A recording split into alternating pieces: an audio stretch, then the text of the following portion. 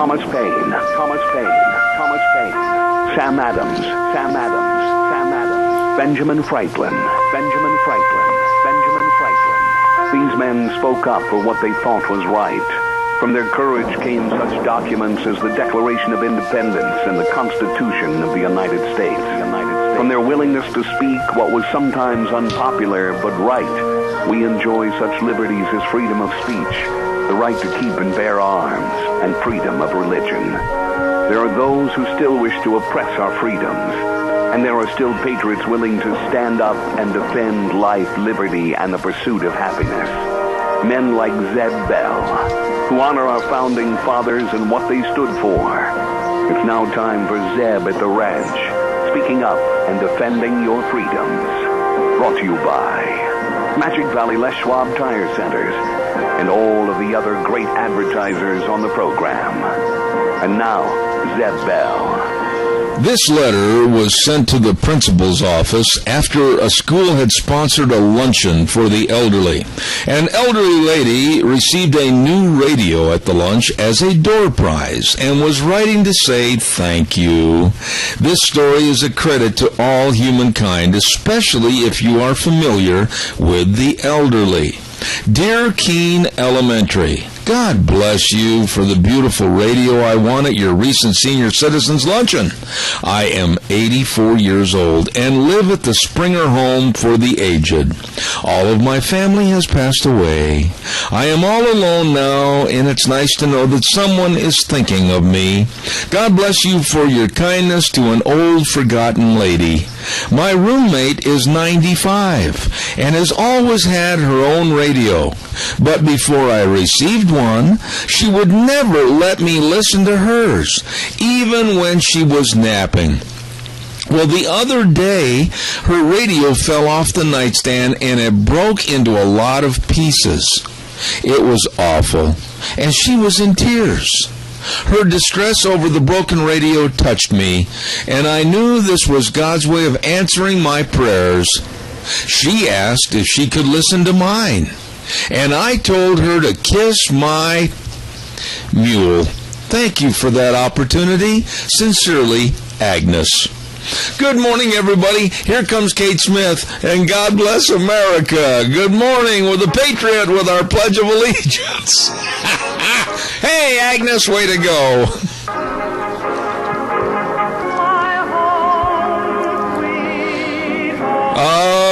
Thank you very much on behalf of Agnes at the senior home, Zeb Bell, Zeb at the Ranch, and brought to you by our major sponsor, our corporate sponsor, your Magic Valley Les Schwab Tire Centers, all 7 locations, and of course some of our great advertisers, including Lee's Furniture, Floors and More at 459 Overland and Burley, and of course our friends at Western Waste Services, always at your disposal. Get on the route service today. Get your garbage gone.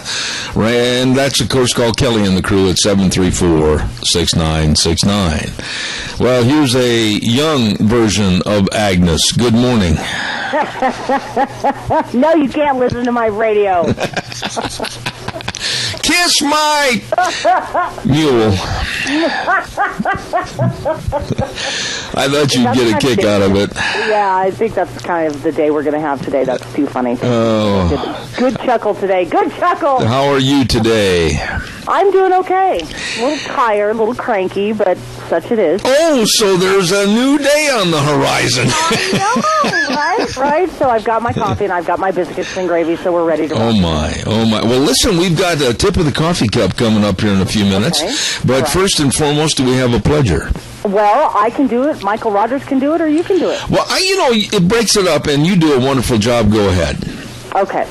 I pledge allegiance to the flag of the United States of America and to the republic for which it stands, one nation, under God, indivisible, with liberty and justice for all. And a great job by Gina. Thank you very much. And right now, let's get the weather forecast, and I'll bet it's going to be impeccably beautiful.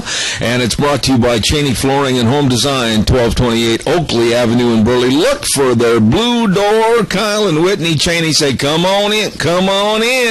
Where your home design needs are only aisles apart instead of miles apart. They can meet or beat any price on flooring. Free free in-house consultation. They can really help to beautify your home at Cheney Flooring and Home Design. Hardwood, laminates, vinyl sheeting. They've got all the natural stone, the Oakley stone, all countertops. They can help you. 678-6945. Cheney Flooring and Home Design, 1228 Oakley Avenue in Burley. And here now is the one, the only, Michael Rogers Weather.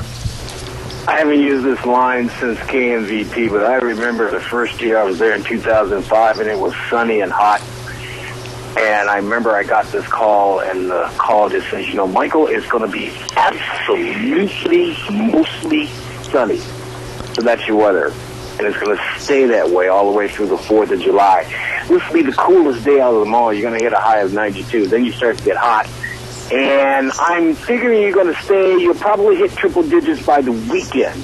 Because I always usually add about 3 degrees in the summertime in the Magic Valley, because there's no water source other than the Snake River. So when that sun hits the surface of the earth, it's just going to bounce right back up, and it's going to get hot. Hagerman usually is the hottest out of all the locales in the Magic Valley. But otherwise, it's going to be sunny and hot all the way through the 4th of July, and this is a great time for you photographers to get up early in the morning and watch that sun come up between the Twin Towers right in front of Zeb Bell's house. There you go. Enjoy the weather. The only weather you got. Thank you, MichaelRogersWeather.com, the world's greatest weatherman, and brought to you by Cheney Flooring and Home Design, 1228 Oakley Avenue in Burley. Look for their blue door. Hey, a beautiful day. Thank you, Michael. And right now, also reminding you about SafeLink Internet. 16 years and counting right here in the great state of Idaho. And SafeLink, of course, offering fastest, reliable Internet, and they've got a track record to prove it. All you have to do to get on the program is call them 677-8000, 677-8000, or go to their website, SafeLinkInternet.com. Idaho's #1 choice, SafeLink Internet. You call them today. And speaking of going and calling somebody or stopping in, I want you to stop into Daryl's Cleaners at 1223 Albion Avenue in Burley. Wow, I mean, they're the world's greatest cleaner. I have been going there long before I even started advertising for them. They are the best. Kevin, Cindy, the whole crew, and all your rumply-crumplies, your tablecloths, drapes, curtains, everything cleaned impeccably at Daryl's Cleaners. And believe me, get your clothes cleaned because it helps them last longer. They know, believe me, at Daryl's Cleaners, 1223 Albion Avenue in Burley. All right, calls are welcome and appreciated. It's time for a tip of the coffee cup this morning, and we have some very special people on our tip of the coffee cup this morning. We have a birthday girl that's right now standing over in the city park in Rupert, probably cooking up a storm with her husband George, and it's a happy birthday today to Donna Mass, and happy anniversary today to 2 wonderful people, Millie and Berwin Mussman. So there we go. How about that tip of the coffee cup? Gina, would you please? That is so good. There you go. Thank you very much. We've got a lot of things to remind you of. The Rupert 4th of July celebration off and running with their Christmas in July breakfast going on right now. And we will tell you more about that in just a little bit. But right now, let's also remind you about Ramsey Heating and Electric at 2600 Overland Avenue in Burley. Number to call, 678-0459. Hey, by the way, if your air conditioner still has that old, grungy, dirty filter from last year, you better change it. You heard Michael say that we're going to get some hot days coming up in the next couple of days. Well, you better cool yourself off and treat your air conditioner right with a brand new filter. Stop into Ramsey Heating and Electric today at 2600 Overland Avenue in Burley, 678-0459. Ramsey Heating and Electric, where they always provide warm winters and cool summers.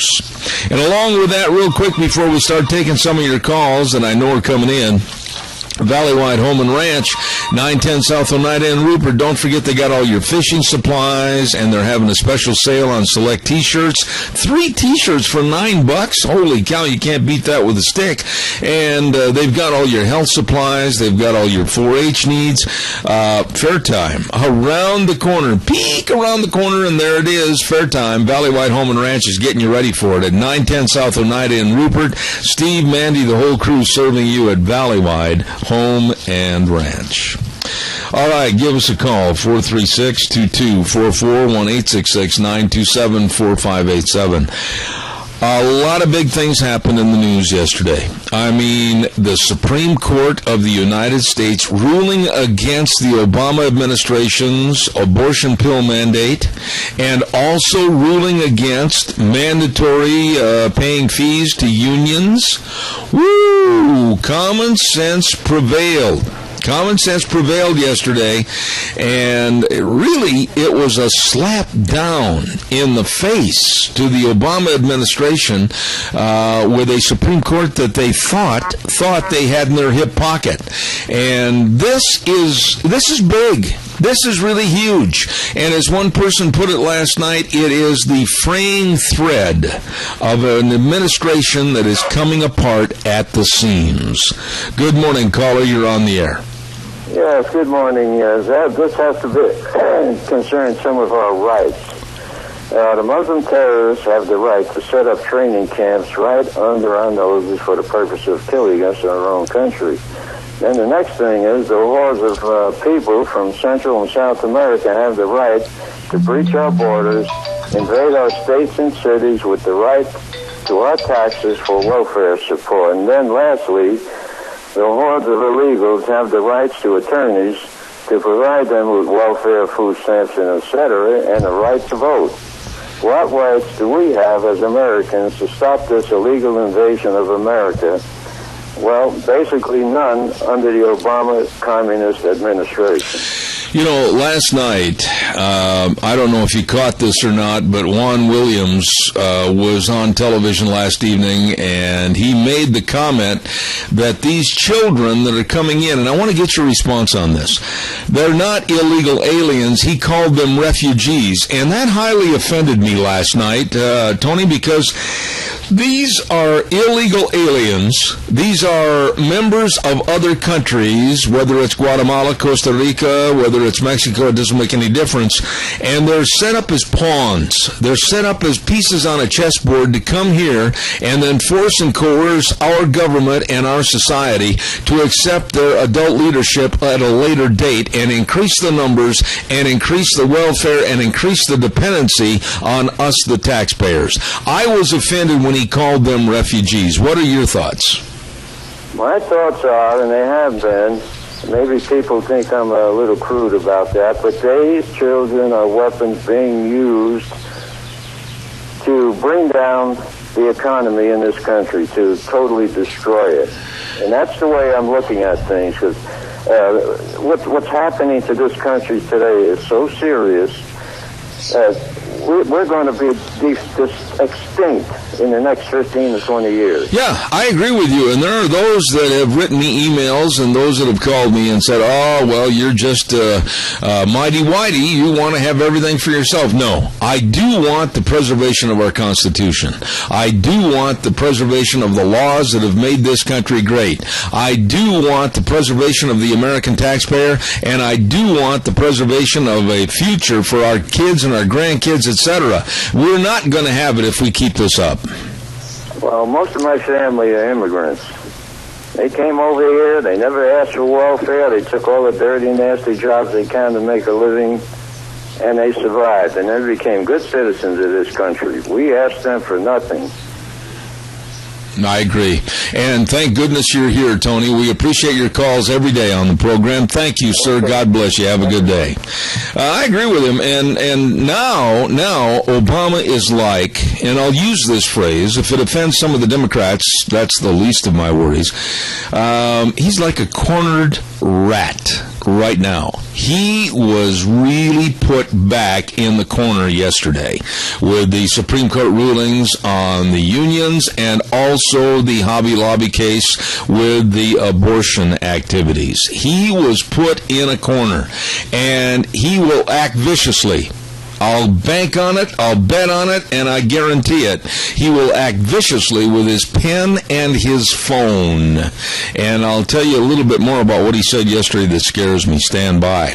Don't forget the Silver State Stampede, Nevada's oldest rodeo, is going to be at the Silver State Stampede, Elko County Fairgrounds, next week, July 10th, 11th, and 12th in Elko, Nevada. Thursday night the 10th with a great big kickoff party. Oh my goodness, it's going to be wild. It's going to be Western. That's what it's all about. Great big Western trade show, tri-tip dinner, all the fun and frivolity, you better believe it.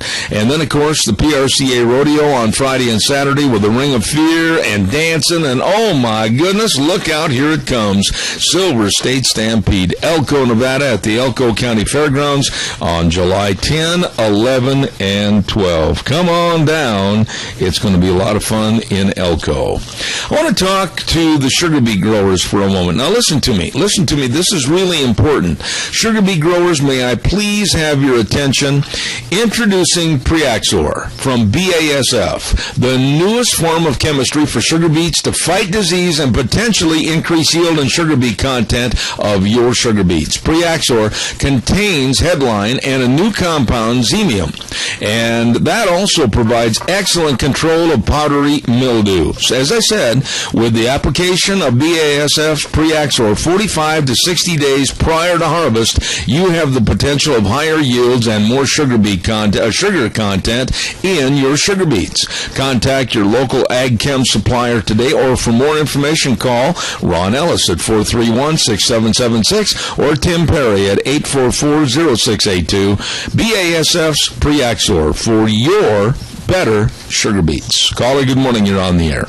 Well, good morning to you, sir. Hello, Mr. B. Yeah. You know what I like to tell our so-called president? You want to use your pen and your phone, then get on the damn phone and use your pen and tell Mexico, turn that sergeant loose or you'll have no more trucks come across that border, and we'll close you down tighter than a bull's butt in flight time. You know, why hasn't this been done?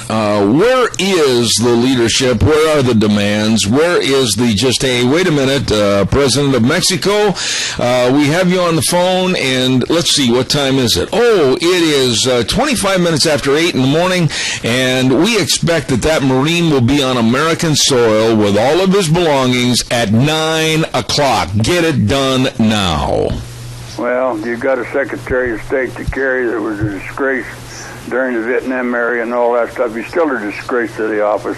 And, I mean, until we get somebody in there that has the guts to stand up to these dictators and stuff, I'm just about ready to say the hell with it, and let's just blow it all to hell. Al, I need to ask you this, and as I said very respectfully of you on many, many times, you are a news junkie and you follow everything that's going on in the news. Yesterday, Obama made the comment that, quote, he is going on his own without Congress to try to fix immigration reform and the border. What did you take from that? Well, I take it that he's not going to listen to what the Supreme Court says. He's not going to pay attention to the Constitution. So, Mr. Boehner, do your job and start impeachment processes between him and Holder. I think therein lies the problem, Al. I think that this buddy system that's back there in Washington right now, you slap my back, I'll slap yours, and Obama knowing that basically it's a good old boys network, it really concerns me what he's going to do on his own. Well, just go after Obama and Holder and Mr. Harry Reid, and you might get something done. I agree. Al, thank you for your call. Appreciate it. Yeah, he made the comment that he is going on his own, and he is going to alone, on his own, fix immigration reform and use of his pen and his phone. This should be scary for all Americans right now. And I want to go back to a statement that was made by Juan Williams, a Democrat liberal, calling these kids, and maybe you disagree with me, that's fine, call me, but calling these kids that are coming in here by the busload on the trains and being hustled and bustled up to the border on pickup trucks, whatever the case is, calling them refugees. No, they're political pawns being used to force immigration for their regard and for their interests, and hurt you and I, the American taxpayer, hurt our border towns that right now have not got the financial assistance they need to take care of these kids. It's nothing more than using kids as political chessmates to win what the Democrats want: open borders and a lot more people coming in that will vote in favor of their policies. That's it, bottom line. Bottom line.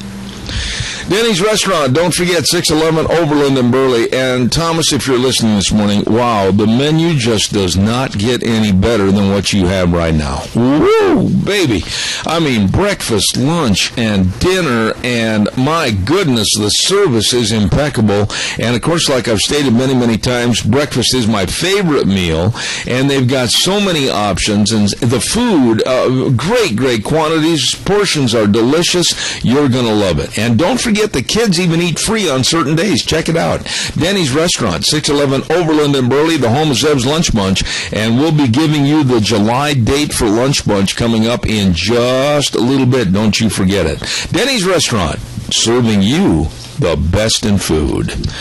Also, quickly, before we go to the Capital Press Ag Minute, I want to remind you about all the things that are happening at Berry Equipment and Rental. I understand they've got some Independence Day deals. They've got 35 horsepower Coyote tractors starting at just $15,250, and they got power lease payments right now on the Bobcat skid steers for $450 a month. That is not bad at all. Power lease a new Bobcat skid steer for just $450 a month. Are you kidding me? And they've got the Doosan loaders available for lease at just $2,200 per month. That'll get the job done for you. And Walker Mowers, the best mower on the market, with payments starting at just $300 a month. Whoa! Addison Avenue West in Twin Falls, South Lincoln and Jerome, and 159 West Highway 30 in Burley. Berry Equipment and Rental. You get in there and see those guys today. We're a minute early, but that's all right. Normally I'm a minute late. And let's take a listen right now to the Capital Press Ag Minute, and then take some more of your phone calls. Give us a jingle, please. Today's Ag Minute brought to you by the Capital Press, the West Ag Weekly. Potato industry leaders believe a recent visit to Idaho by South Korean delegates has brought the Pacific Northwest closer to restoring fresh table potato access to that Asian market. Korea closed its borders to both fresh table and chipping potatoes from the Pacific Northwest in 2012 due to concerns about zebra chip disease. Zebra chip ruins potatoes by creating bands in the potato that darken when fried. Korea reopened access to fresh Pacific Northwest chipping potatoes in 2012, but remains closed to fresh table potatoes. A South Korean delegation recently heard the facts about zebra chip, and the issue will be further discussed next week during trade negotiations. For the Capital Press Ag Minute, this is Brandon Tenner. For more agriculture news and information, turn to the West Ag Weekly, the Capital Press, and capitalpress.com. All right, thank you very much. And don't forget, Rupert's 4th of July celebration is in full swing. It kicked off this morning at 6 o'clock in the morning right there in the city park on the square with the Christmas in July breakfast, and the food booths are open, and the entertainment's going to be starting up. Oh, my goodness. The theme this year is Let Freedom Ring, and it is ringing loud and clear over in Rupert, Idaho, all the way through Saturday, July 5th, with all kinds of great fun items for you and the family. Do not miss it. The 2014 88th Annual Let Freedom Ring, Rupert's 4th of July celebration in Rupert, Idaho. Good morning, caller. You're on the air. Hi, Zeb. This is Melanie Masner, and I just wanted to thank you very much for the tip of the cup this morning for our anniversary. Well, this sounds like the wonderful, beautiful, inimitable, I had trouble, I bit my cheek, and that happens to be the lovely Millie Mussman. How are you? I'm great today. It's a beautiful day. Now, let me ask you a question, and I may get a little personal when I say this, Millie, but now, what is your husband going to do, and where is he going to take you on this special anniversary day? He left this morning and didn't say anything. So when he comes home, I'll have to go ahead and give him a big kiss and say happy anniversary. Now, how many wonderful years of marital bliss are you and Berwyn celebrating today? 52 years. 52 years. You know what? You deserve a medal. You deserve a night out. You deserve a special entourage. You deserve a parade. You deserve a lot of things, and I hope he comes crossed with some of them. He might surprise me. Okay. All right. Millie, God bless you, and thanks for your call this morning. And thank you again. Oh, you're very welcome. What a nice family and a nice lady right there. And again, it's Millie and Berwyn Mussman having their anniversary today. 52 years. Congratulations. All right, calls are welcome. 436-2244, 1-866-927-4587. In case you're not aware of it, Canada, our friend, underline that word, friend to the north, is really teed off at us. Yeah. You're probably not going to hear news stories about this on the networks. You're probably not going to hear any of the so-called ABC, CBS, and NBC bigs have stories on this. But the truth is, Canada is mad at us, and you want to know why? Rightfully so. They have waited and waited since 2008. For 6 years, they've waited for this stupid, silly administration to get up off the chair and say yes or no to the Keystone Pipeline. They've waited since 2008, and they've had enough. Now, yesterday we heard rumors, and they're far more than rumors, that they are going to start in Canada what's called the Northern Gateway to China. Ladies and gentlemen, listen what I'm telling you. This absolutely asinine, pitiful administration that we're suffering through right now with Obama, a do-nothing, know-nothing, and get-nothing-done administration, has waited and dragged their feet, being in bed with the environmentalists. And by the way, this Tom Stiers that's back there saying, oh, don't sign the Keystone Pipeline, he made most all of his kabillions with energy programs involving fossil fuels. You talk about ambiguity, you talk about a hypocrite, that's him, as are most of the Democrats back there in Washington, D.C. But it's now or never. We really have a small window of opportunity right now to say yes to the Keystone Pipeline. Say yes to approximately 50,000 jobs. Say yes to lower energy prices at the pump. But this administration is not coming forth. They won't do anything. They're not letting anybody know. They're going to, we're going to wait, we're going to see, we're going to have some more studies, etc. It's absolutely ridiculous. Our economy and our pain at the pumps could be alleviated, and brighter days could be on the horizon with the yes to the Keystone Pipeline. And this president won't do it.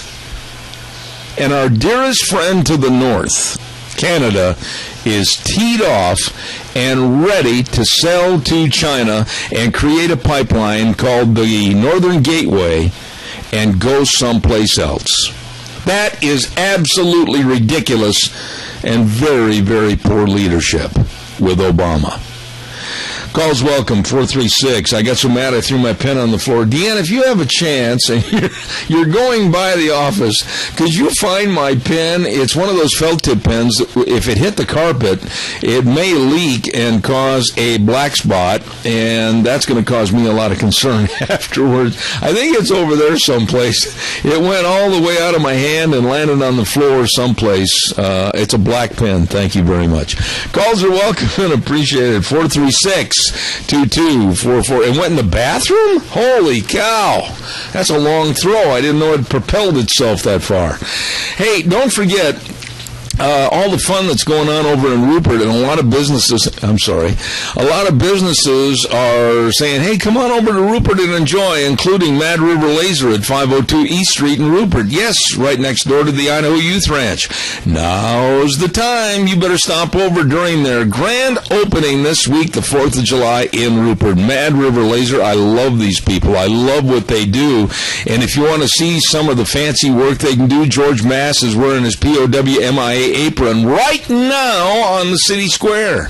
You just give Nicole a call. You better believe it, 436-2293, Mad River Laser. Along with our friends at Magic Valley Carpet, 613 D Street in Rupert, also saying come on by.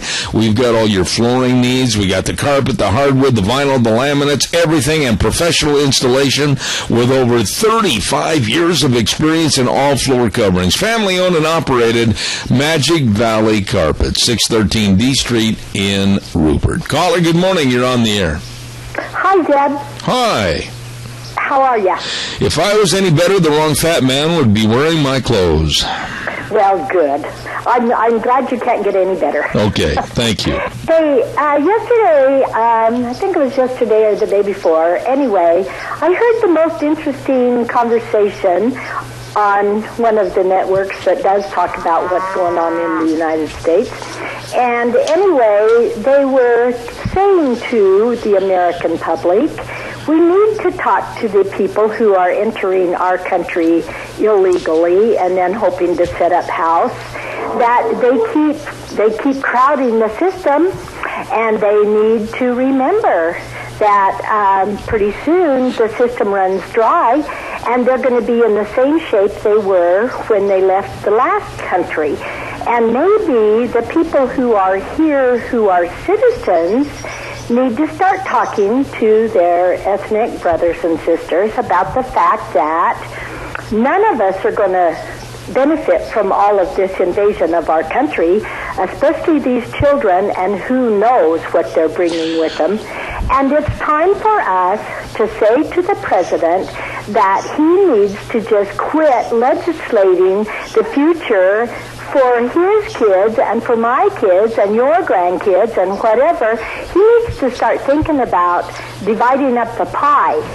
So, does he want to put his kids out on the street corner with a cup and ask people to donate to them? Well, first of all, Chris, taxed our system. Everything you said is exactly true, and this man does not like America. I'm convinced this man doesn't like America. I am too. I'm convinced that this man, Obama, absolutely hates all the progress and all the people and all the sacrifices that have provided this country to be number one. I honestly believe in my heart of hearts that this man hates the status of America and wants to bring us down and lower the status of this country. And I'll go toe-to-toe with anybody on this. I think this man is the worst president with the worst ideology and the worst personality to be in the White House, and I can't wait to see if there may be any basis of fact in getting this man removed by impeachment. I detest this man. Well, I think the problem is impeachment takes so long. I think that people have got to just get on the phone and tie up the phone lines into Washington, D.C., sending the message to our representatives and say, just do a sit-down strike. Stop him at every angle you can. And I am really amazed at the Supreme Court.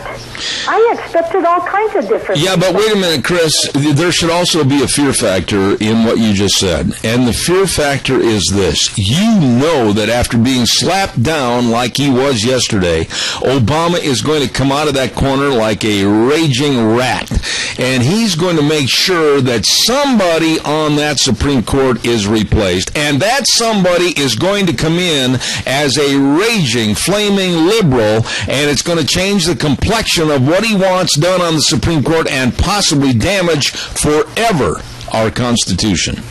Well, and now I hope that Sleeping Giant is being awakened, because the problem with him, too, is turn off his gas money.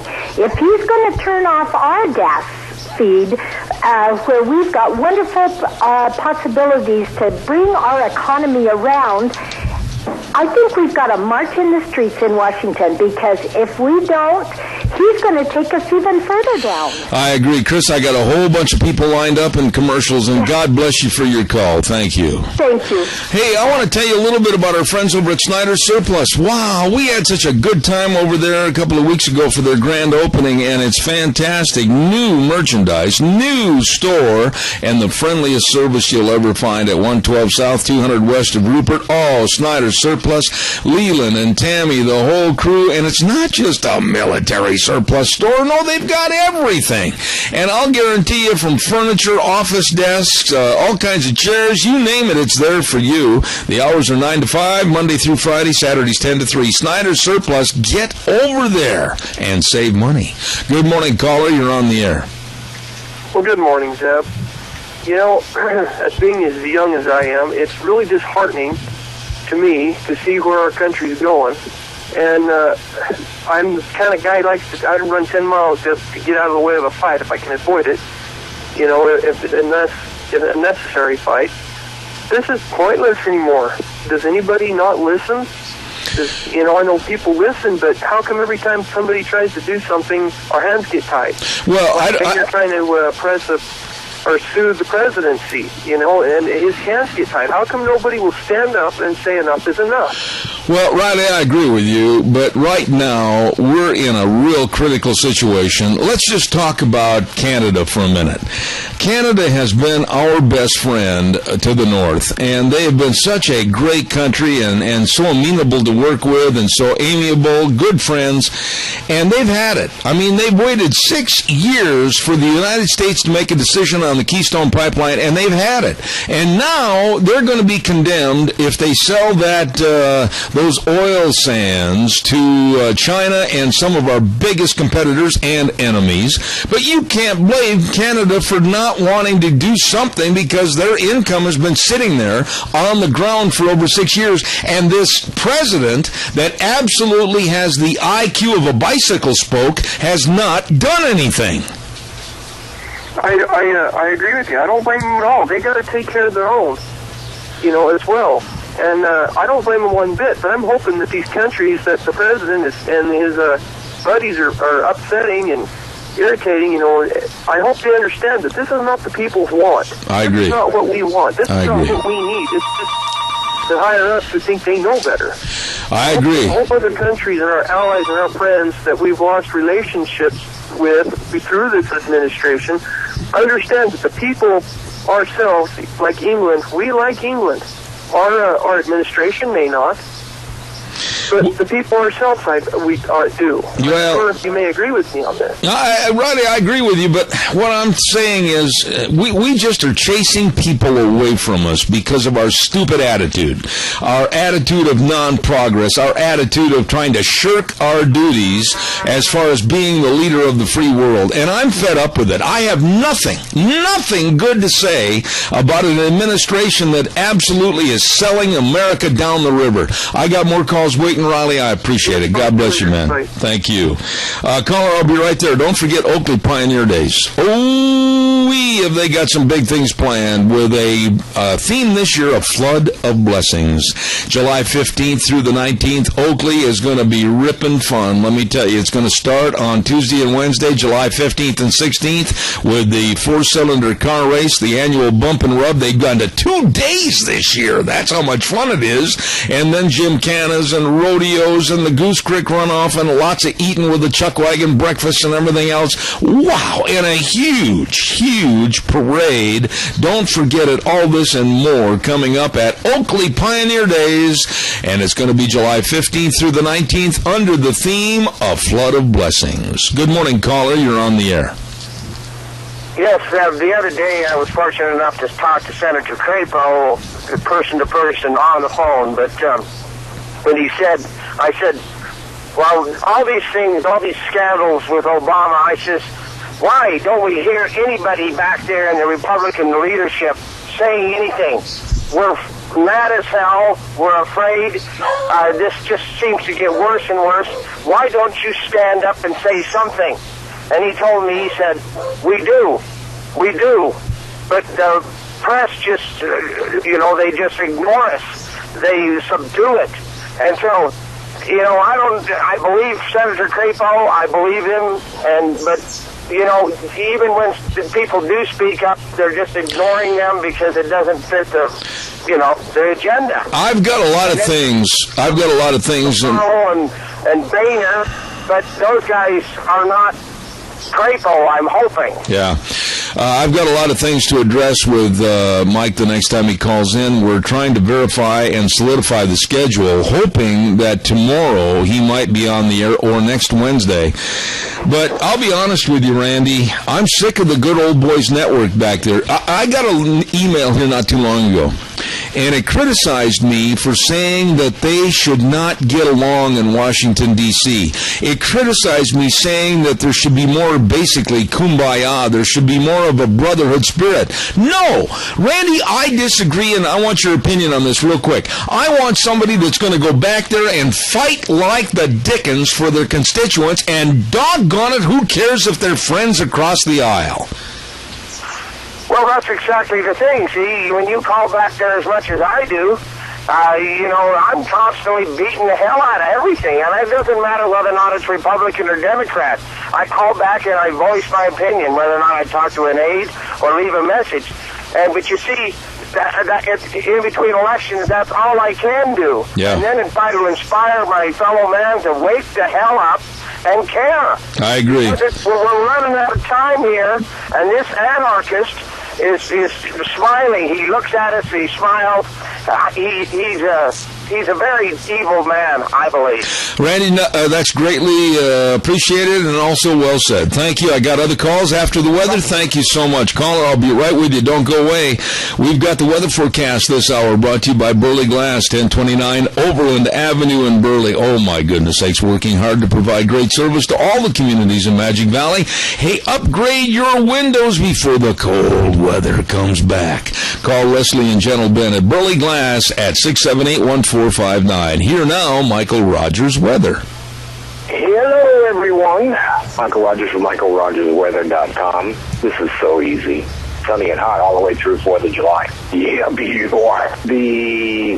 Not really the problem is trying to figure out the daytime highs. Right now, you're going to hit a high of 92 today. Then you get a little bit warmer. But they're not saying triple digits for your area or, say, Twin Falls. But other than that, your weather story all the way through the weekend will be sunny and hot. So enjoy the weather. So the weather you got. All right, thank you, Michael. And don't forget, if you're considering installing vinyl windows, they can increase the energy efficiency of your home by 2 to 3 times. Get a hold of Burley Glass. Gentle Ben and the crew at 1029 Overland Avenue in Burley. Caller, good morning. Thank you for your patience. Yeah, good morning, Zeb. I want to comment about the Keystone Pipeline. I think the story behind that is the fact that Warren Buffett owns, I think, almost controlling interest in Burlington Northern. I have a relative that actually works for them, and they are big energy carriers, coal and oil and everything. And so, obviously, to put the Keystone Pipeline in, it would hurt Warren Buffett's bottom line in his pocketbook. Yeah, but wait a minute. Let's talk about basics here for a minute, Adrian. Let me ask you a question. I've got short time, a lot of calls. What can we do? Is there anything the American public can do to force the hand of an administration that is taking us down a rabbit hole of no energy program? What can we do? Well, we just have to keep the pressure on. We've got to get more people involved. We just need to be using the internet instead of entertaining one another. We need to be getting the information out there to our friends and relatives around the country. And, unfortunately, everybody's, wants to be entertained 24/7. And I'm using that, not everybody, but certainly the vast majority of Americans are totally, uninformed about these issues. And so we need to take every opportunity we can to write the letters to the editor. I looked in a month's time, and there's only been a handful of letters to the editor, basically. Yeah. None of them have covered anything on a lot of these topics.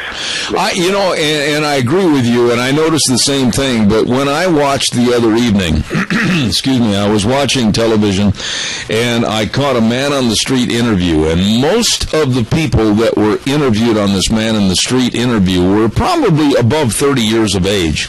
I have never seen people that are that doggone stupid and oblivious to what's going on. Yeah, like I said, they're being entertained. They're the millennial generation, and there are a lot of good young people.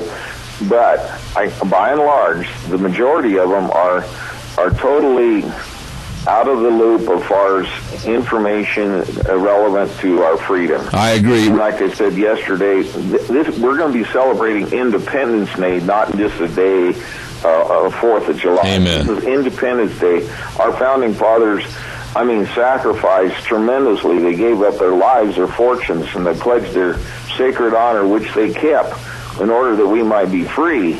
And so, it just behooves us to do what we can to instill in our kids and our grandkids the heritage that brought about the freedoms that we have yet today. But we're losing them a little at a time, and when we're paying $4 for a gallon of gas, it limits the freedom of us to be able to carry out our work and carry out the ability to travel freely. And energy is what you've been saying is the key to the prosperity of this country. I agree. Adrian, I got to run. I got to get some other people on. Gas, when I came to Twin Falls, was 23.9 cents a gallon. I appreciate it. I tell people that. I said, they have a hard time believing that. I agree. The phony energy crisis of 1973, and from there, it's been downhill, and the price just keeps going up. All right, sir. I appreciate it, and I know exactly what you're talking about. Appreciate it, Adrian. God bless. Have a great Independence Day weekend. Thank you. You bet. All right, take care. Bye. Calls welcome, 436-2244, 1-866-927-4587. Did I have another moo of the cow? I thought I did, but I better check. Nope. I love those long dissertations that you give me in the morning. I figured you'd like it short and sweet there, Toots. Toots? Toots. We went through this the other day. Yeah, I know. We never did come up with the exact how the word came into being. Let me Google that. Toots. Let's see. Now, there was Toots Mansfield. There was Toots. Wasn't there a guy that was a Hollywood booking agent or something that was named Toots? T-O-O-T-S, his first name? I have no idea. And the thing is, I honestly think the phrase came out of the 20s. Yeah, but the more we say it and the more a person tries to say it articulately, the more afraid I become. So actually, I'm Googling it. Okay. Affectionate or familiar term of address. Honey, baby, sometimes offensive when used to strangers. Oh, okay. So, in other words, if you say it to a stranger, you may possibly get a black eye. Possibly. Yeah. Possibly, okay. Yeah. I'll pay some bills, Toots. Okay, see you later. Okay. Don't forget, Magic Valley Les Schwab Tire Centers with all the tires that you need for safe driving, including, and it's on sale right now, the Wildcat AT2. Woo! Man, that tire is going to look good on your pick-em-up truck or your SUV. All-season traction, smooth ride. I'll tell you, that's the tire that's going to get a job done for you. So you stop into your Magic Valley Les Schwab Tire Centers and check it out today, along with the best in brake service, and I mean that, the best in brake service, the best in front end alignment, shocks and struts and batteries, and they got a great selection of those really dress them up chrome wheels for your vehicle. You're going to love it. Oh yeah. Lane and Rupert, Dave on Blue Lakes and Twin, Mike and Buell, Mike and Jerome, the Twist family in Paul, John on Pauline in Twin Falls, and Randy on Overland and Burley. The best, your Magic Valley Les Schwab Tire Centers. Got time for some more calls? Give me a jingle, 436-2244, 1-866-927-4587. Gina, I got a story for you to talk about this morning. And by the way, how are we coming in? It sounds kind of clippy and short and not clear. How is it? Sounds good on my end. Okay, well, I'm having trouble with my headsets. Really faint on my end. Would you rely on your computer and a cartoon character to tell you what your health is? No, absolutely not. Have you heard about this virtual doctor? Is it kind of like WebMD, but different? Well, what you do is you go to this one website, and a cartoon character comes on, and she's dressed up as a nurse. And then you talk to the nurse, and you tell her all the different things that are ailing you, and she'll tell you how bad a shape or how good a shape you're in. Really? Yeah, instead of going to the emergency room. Is this like free MD or virtual doctor? Well, I'm not sure. I caught a piece of it this morning at 4:30. Now, you got to remember at 4:30, that means I've been up only about 45 minutes. And at 4:30 in the morning, one does not take notes, one does nothing but keep his nose stuck in a cup of coffee, for heaven's sakes. And this was scary to me, watching this nurse, and this is how she talked. Seriously. Hello, I'm Nurse Margie. May I help you? Right there, I would have turned the computer off and gone to the emergency room. Yeah, I don't think, no, I want an actual doctor. Sometimes I'll get online and just search for symptoms if it's just something, you know, small and basic. But for these things, no, please go to the doctor because they actually went to school, and make sure that your doctor is also not using this virtual doctor. Now, here's what I think, and I've only got a minute left here, and I want to just throw this at you to see what your thoughts are. I think this is a ploy. This is a tactic by the Obama administration, and I have no proof of this whatsoever, to help in Obamacare to where you don't burden the system with more visits to the doctor. They're trying to make it so that you do it at home. I'm having chest pains, I can't breathe. And then the virtual nurse, Maggie or Marge, will say, sit down, take 2 aspirin, and call us back tomorrow. You know, this is what I'm afraid of. We're making medicine too easy to say no to, and a lot of people might suffer through this. Quite possible, but it's also could, and this is the caveat, it could be a help to those who cannot afford health care. True, to some extent, but I worry about elderly people going, I couldn't get on my computer and I can't get any help. You know, I think they're going to put too much reliance on that. I agree. And you've got a quick phone call. Okay, quick call, 30 seconds, go. Zeb, my dad used to use these words you're using. It must be from the earlier generation, and I'd like an explanation. I heard you say one of them this morning, Dickens. What's a Dickens? Well, I will give you tomorrow morning at 8:06 a complete dissertation on the word Dickens. Now, I want you to stay tuned because I'm going to expound your education tomorrow morning. One more I want you to elaborate on tomorrow, and that's my dad always used to say, you won't stick in the mud. Oh, I can give you that one tomorrow, too. Stick in the mud. I'm going to talk to you, and my dad used to say, I'll beat the Dickens out of you with a stick in the mud. I'll get that on tomorrow morning. I appreciate you listening. All right, buddy. Thanks a lot. Got to run to the news. Be right back. Don't go away. Oh, when I hear those drums, I know it's time for hour number 2, I'll tell you. Excuse me, had a piece of cheese. Welcome back to Zeb at the Ranch with our major sponsor, your Magic Valley Les Schwab Tire Centers, all 7 locations serving you. Really, really nice people. Service the name of the game. And then also don't forget some of our great advertisers, and they include Lee's Furniture, Floors, and More at 459 Overland in Burley, and our friends at Western Waste Services. From the canyons of the Snake River and all across southern Idaho, we're always at your disposal. Western Waste Services, we care about our community, our resources, and enrichment. Western Waste Services is lending a hand, always at your disposal. Western Waste Services. Always at your disposal. You better believe it, the best in garbage pickup on their route service. And boy, we're tickled to death over what they've done for us for the last couple of years. My goodness, very professional.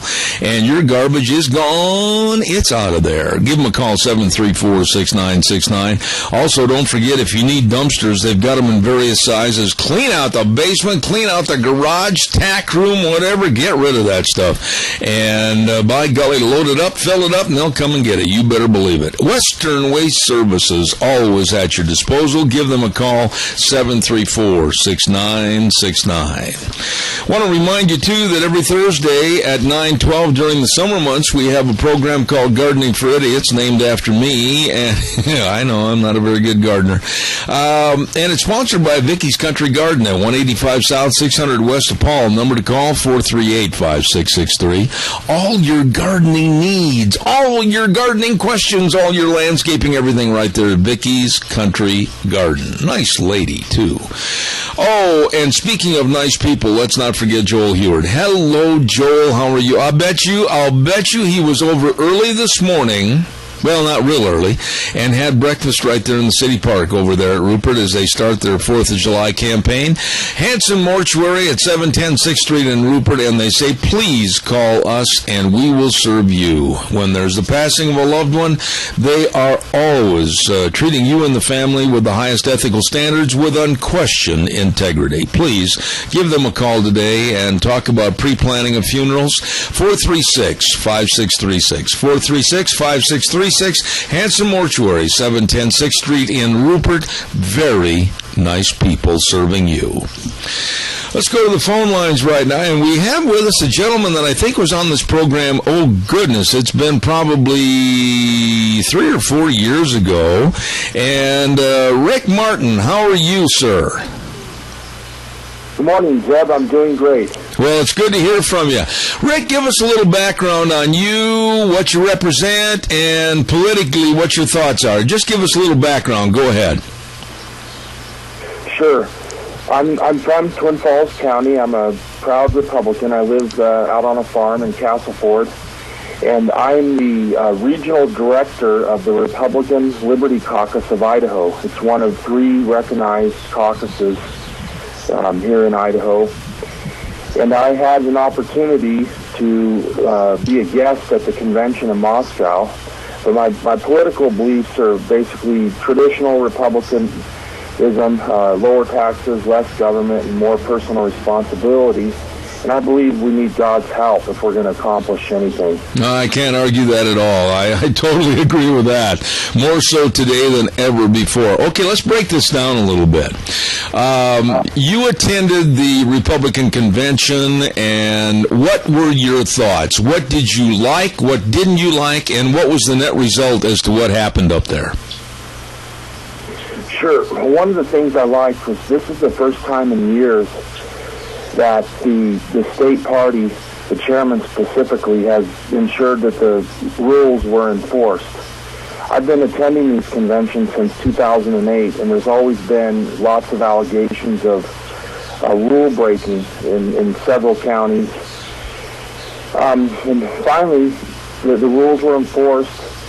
There were some issues initially in the credentials committee with a lot of different counties, but primarily Bannock County, Ada County, and Power County, where there were disputes on how the delegates were elected. But even before then, there were some county chairmen, specifically Ada, that had cried foul that the state party chairman had stacked the deck on credentials committees, and some people were denied committee members. Without going into the long, drawn-out process of how these committees are selected, I'll just give it to you in a nutshell. Every county in Idaho and legislative district is required by state law to have a county convention. And this is a meeting where the precinct committeemen meet that were elected at the May 20th primary, and they elect delegates to go to this convention in Moscow. And amongst those delegates, say for instance we'll talk about Ada County, they were given 102 primary delegates and 102 alternates. And they were to elect 30, I believe, about 30 committee assignments. Well, the new chairman failed to even put that on his agenda to have the committeemen elect those committee assignments. And then they had a 48-hour deadline, which would have made it June 2nd at 8 a.m. to get those lists in. And Ada County failed to do that. So the state chairman is supposed to take those lists and build committees using individual preferences that people sent in. So the four committees are Credentials, Resolutions, Platform, and Rules Committee. Okay. There were multiple counties all over the state that just failed to elect those committee assignments and send in the list. So the chairman just took it upon himself to make the list, and then counties that didn't get listed in time, he gave them none or little committee assignments. Yeah, sure. So I feel that, that was fair. Some people are crying foul, but as you know, any kind of political party, it's a rough and tumble business, and there's two factions we have here, and I'll be fair, I'll use two terms. Well, wait a minute. I'm not going to let you... Rick, wait a minute. Hold on a second. Give me a chance, because I can't let you ramble on this. I got to get in here and get some points made. Number one, it's almost like a 4-H club or a Boy Scout group. I mean, those that do the work are the ones that are going to get the duties, and the other ones are going to be passed over, because if they're lazy or lackadaisical, they're not going to get the job done, and that's not going to help anybody. So that was a bone of contention up there at the convention, right? The committee assignments, yes. Okay. So take it from there quickly. I don't want to get into in-depth. Just let's give an overview as to what happened. Go ahead. Okay, so the two major committees that had contention were Credentials and Resolutions, and I'll speak about Resolutions. There was a senator from Jefferson County that introduced the massive overhaul of the Republican platform of Idaho, and including taking out any references to God and patriotism, states' rights. It was basically just kind of a neutral, get-along platform. Why would anybody want to introduce that? I'm going to interrupt you there because this is an important point. Why would the Republican Party, the party that says they're the party for the family, they're the party for morality, they're the party for the Constitution, why would they want to get stupid and try to introduce something as bland and vanilla as taking God and other things out of the platform? Well, I can't speak for this individual, but this has been going on for years, both in Idaho and in other parts of the country, where they're just trying to solve a message. I really don't know why he did it, but it's the move that the moderates are trying to take us in, just to be soft on everything. And thankfully, there were some true patriots in that platform committee, and they put it down quickly. It didn't even make it out of committee. They let it debate. It debated about 15 minutes, about 8 minutes on each side, and then they just tabled it. As well it should have been. It should have been trashed. It should have been thrown in a garbage can. I am absolutely sick and tired of this go-along-to-get-along attitude, and this is the problem we have with the Republican Party and politics today as it is. Oh, well, gee, they don't like that, so I think I'll go over in the corner and cry like a whipped pup, and then I'll come out and I'll be on their side, and they'll think I'm a good guy, and they'll share my cookie with them. I don't like this attitude. I agree. If you'd like, I could share with you the dispute in Credentials. Yeah, we'll make it quick, and let's be very succinct, because we've got a lot of ground to cover here. Go ahead. Okay, so primarily in Credentials, the Credentials Committee acts like a grand jury, but they recommended that Bannock and Ada counties lose all their delegates because of a secret delegate list that got passed. Essentially, any Republican in the county has the opportunity to try to become a delegate. They're not guaranteed that they'll become one, but they have an opportunity. Bannock and Ada County had made backroom deals even before their county convention and put these lists together, and then they just did an up or down vote, and nobody else could even have a chance. In Power County, it was a deadline that was missed. There was a deadline of Friday the 30th at midnight, and they missed that by 6 days, so that's why their delegates were recommended to be thrown out. So then we went to the convention on Friday, and the very first motion was from a representative from Twin Falls County to send all the committees back to do their work again. And it failed by about 80 votes. So that was a sign that the moderates were down by 80 votes. And then from there, essentially, 4 hours was just nothing but endless motions to challenge the chair's decision, points of order, procedural motions. It just went on and on and on. All right, let me ask you this, Rick. Rick, let me ask you this, Rick. Don't they realize, don't they, being the Republican Party, that the more infighting and backbiting they have amongst themselves, that they're absolutely tearing their opportunities apart right now and throwing them on the floor? Don't they have the IQ to understand that they need to be unified? They need to get together. They need to get their act together and start acting like adults and be a stronger party. Don't they realize that? I wish they would, but right now, some of them don't. And what I'm afraid of as a Republican is the Democrats are going to roll over us here in Idaho in November if we don't unite and put these petty differences beside us. And I believe Governor Otter is the only one that really can unite the party. All right, when you say unite, now I'm going to hold your feet to the fire on this one. How? What are the bones of contention that the big dogs are arguing over? What is the main part of all the fighting? Right now it comes down to who are the 6 officers of the committee. The moderate caucus claims that the convention never elected those officers at the end of the convention. The Liberty Caucus claims they did. I was there. The question was asked, if we adjourn, what happens? And after about an 8-minute meeting with Raul Labrador and the parliamentarians, he came back and said, if we vote for adjournment, then we're voting to reconfirm the 6 officers again and the platform. Well, everything will stay the same until we come back again in 2016. Mm-hmm. They took a voice vote for adjournment, and it was massively in favor of adjournment. There was a small minority that said no, and we went on. All right, well, here's the deal, Rick. Hold on just a second. Hold on. It sounds to me like somebody needs to go into these meetings with a club in each hand. And the first person that acts stupid, they need to wise them up with a little bit of a tap on the side of the temple, because this thing is getting completely out of hand. We're acting like a bunch of grade school children that can't get along right after crackers and milk. Would you agree or disagree? I agree, and this is where I feel the governor can unite the party. He has respect in both the moderate caucus and the Liberty caucus. If he could come out with both sides and, just let's put this aside, we've got to come together.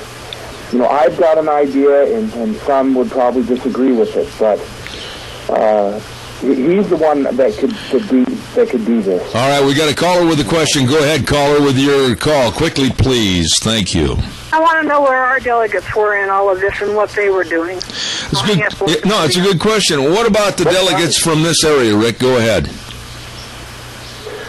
Well, I know in Cassia County, they had a almost full contingent, which was 10 delegates. I think a couple of people didn't show, and there were no alternates that came. But it was about a 50-50 mix, half for the Liberty caucus and half for the moderate caucus.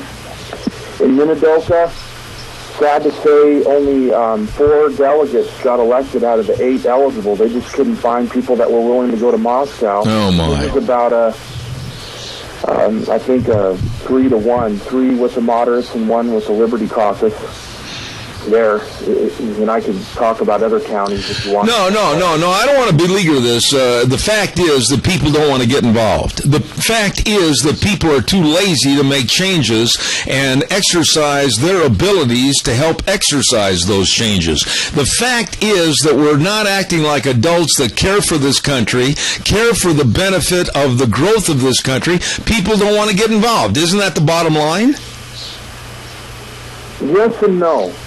I believe that there is a remnant of patriots in the Magic Valley and even in Idaho. Some of it is the information's not getting out, but everybody has personal responsibility. A lot of us are armchair conservatives. We need to get out of the lazy boy and get involved in these. Everybody that's there in Cashin, Minidoka County, Twin Falls, find out when your Republican Central Committee is. Get involved. Volunteer for a parade. Pick a candidate that you like and get out there and help pass out their literature.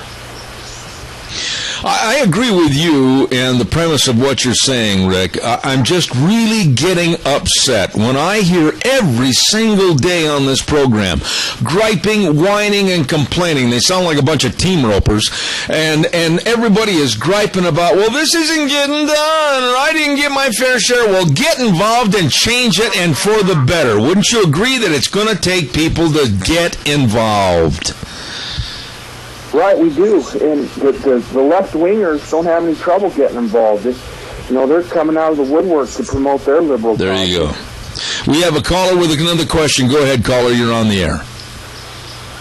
When it comes to the Republican Party and whether or not you want to identify people as Tea Party people or traditional Republicans, the divide. You literally live with these people, and they're your neighbors. You see them. You go to church with them. They're traditional Republicans, and then the divide into the Tea Party people, and people are uncomfortable, feeling divided with their own friends and neighbors, and it's a terrible thing, and somehow we've got to come together.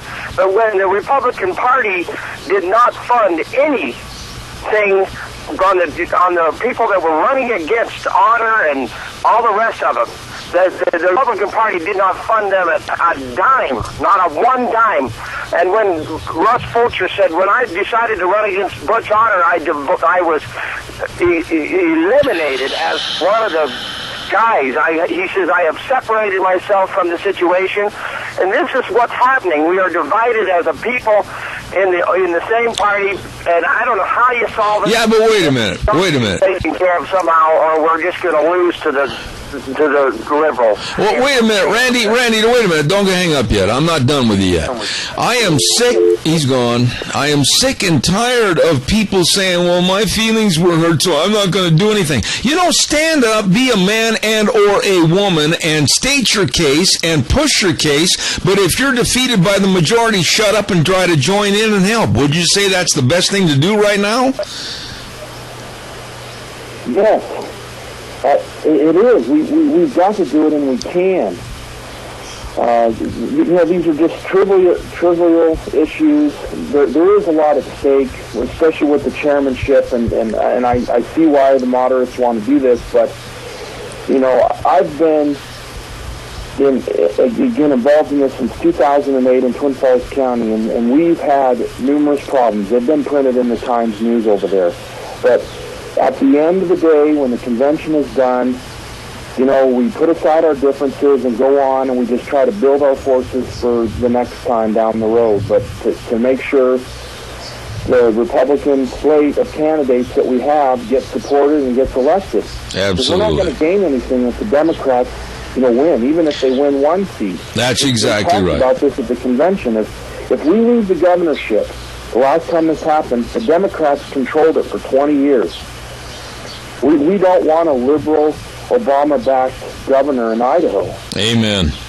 All right, well, Rick, I want to tell you how much I appreciate you coming on the air. I'm going to have you back in the future. We're going to talk more politics about this and other issues.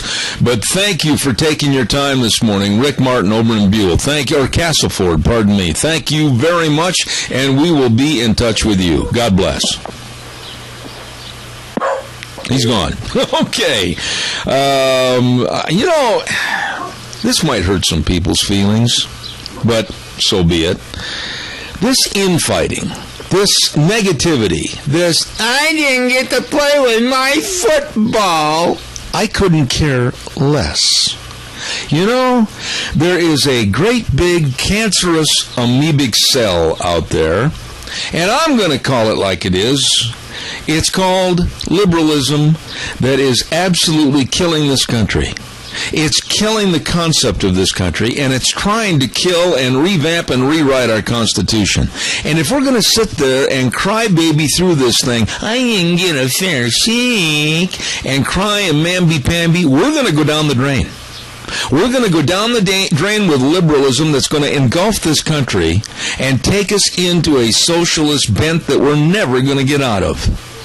It's time to man up, play John Wayne, and fight the real problem, not infighting between ourselves.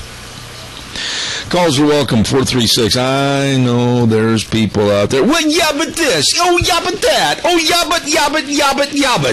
I'm sick of your yabbits. Get the job done. Now, let's go over and have some fun. At the Rupert 4th of July celebration. Yes, sirree, it started this morning at 6 o'clock in the morning. Let freedom ring. I can hear it in the background. Oh, my goodness, they started with a Christmas in July breakfast, and they've got all the food booths, and later on tonight, Summer Nights is going to be at the Wilson Theater, and fireworks tonight by the Rupert City Fire and Rescue. Oh, yeah. And then tomorrow, again, all the food booths, more great entertainment. You just don't want to miss a minute of it. It goes all the way through Saturday the 5th, and oh my, they're going to have on Wednesday, of course, the Firecracker 500 lawnmower races at the fairgrounds. Don't miss any of it. Rupert's 4th of July celebration. Let freedom ring. Also, right now, as we've probably made a lot of enemies all across the board, that's okay. That's okay. When you think about life insurance, health insurance, retirement planning, employee benefits, you need to think about the professionals. I had a chance to talk to Todd Siemens yesterday, as a matter of fact, and that's Cameron and Siemens Insurance, Highway 24 in Rupert, 436-4424. Dean Cameron, Todd Siemens, very, very thoughtful and caring and very accessible to helping you. So please don't put it on the back burner. Give them a call today, right now, 436-4424, Cameron and Siemens Insurance in Rupert. They're waiting to serve you, okay? Let me see what else have I got. Oh, big team roping tomorrow night. Let me get my pad of paper here. Big team roping tomorrow night, Jerome County Fairgrounds. Big Dave Zanino and the rest of the crew going to put on a great 3 for $20 draw pot. Enter up to 6 times. Sign up at 6:30, rope at 7. And for more information, give old Dave a call. Old Dave a call at 431-1263. Okay? Jerome County Fairgrounds tomorrow night. Okay. We're going to have our next guest on the phone with us in just a moment. Really looking forward to having him on the air. But I want to remind you, too, the Silver State Stampede. Wow, are they going to have fun in Elko, Nevada.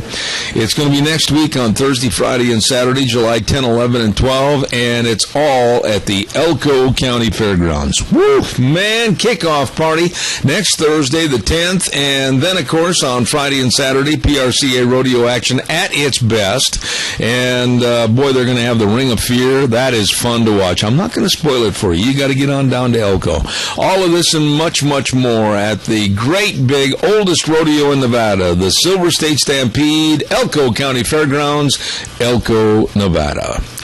Right now, let's go to the phone line, and really, I have the utmost respect for this man. I'm so God blessed that he and I became friends a couple of years ago, and he's on our program, and then he was off to Afghanistan, and now here he is back on my program, and so glad to have him back home safe and sound. Brian Fairchild, good morning, sir. How are you? I'm doing well, Zeb. It's a great day here in Great Falls, Montana, and it's always good to talk to you. How are you doing today? Well, I am great. You wrote a piece called Blind Eagle, Treacherous Liaisons, and I'm going to have you kind of give me a real quick synopsis of what it was about, and then I'll start asking questions. So go ahead. Okay, well, Treacherous Liaisons is the article I wrote that reveals how the CIA, after the fall of the Soviet Union, became more and more dependent on foreign liaison partners, foreign intelligence agencies to do its job. After 9/11, that just skyrocketed, and in fact, instead of spying like I used to do and my brothers like me used to do, the CIA is basically turned into a liaison organization. That means that the foreign intelligence partners have the spies, they have the intelligence, we give them the money and they give us the intelligence. But because of that, we're dependent on, we've basically outsourced our intelligence requirements to foreigners, many of whom don't have the same political agendas that we do. Mm-hmm. And that's pretty much a synopsis of what that is. And it's a terrible strategic problem for us. It creates a situation where we don't have trained spies, trained intelligence officers who can go out and recruit spies. We're just basically doing tactical intelligence against Al-Qaeda, and you see that hasn't succeeded very well. So it's a bad situation all around, Zed. Brian, let me ask you this question, and from what you just told me and what I read in this article, are we, the United States, right now very susceptible to misguided or misled information, primarily because we're not gathering the information and the intelligence ourselves? Definitely. I mean, that's our biggest problem. When you have to depend on foreigners for your intelligence, and those foreigners have their own agendas, they're only going to give you so much information. Now, what intelligence agencies do is they cooperate with each other on targets that they say are compatible. So, for instance, during the Cold War, we might deal with, like, the Malaysian intelligence service or Singaporean intelligence service or the Spanish intelligence service against the Soviets, and they were more than willing to do that because they regard the Soviets as a problem for them too. The problem is that if you rely on foreign intelligence partners for all of your intelligence, and you have a problem with one of those countries, like, say, Saudi Arabia, our largest intelligence sharing partner is Saudi Arabia. Well, I don't want to shock you, Zeb, and I don't want to upset your listeners too much, but there are allegations right now, and there's activity going on right now, that indicate that Saudi Arabia may well have sponsored and financed the 9/11 attacks. So certainly they're not going to be telling us about what they're doing with Islamists around the world, what they're doing with ISIS right now in Iraq. So if you're dependent on them for your intelligence, even if it's just on the Islamists and Al-Qaeda, you're probably not going to get very much good intelligence back from them. Brian, why is this happening? I mean, you have devoted your life to serving this country, but why is this happening? Why are we so lackadaisical? Why are we depending upon somebody else? Why are we not like a bicycle? Why are we not sending out the various spokes in the wheel to come back to the hub? Why are we doing this? Well, what happened, Zeb, is that the CIA was basically created to fight the Soviet Union. Right? It was created in 1947. It was after World War II. We saw the Soviets, building up, and we were concerned about them.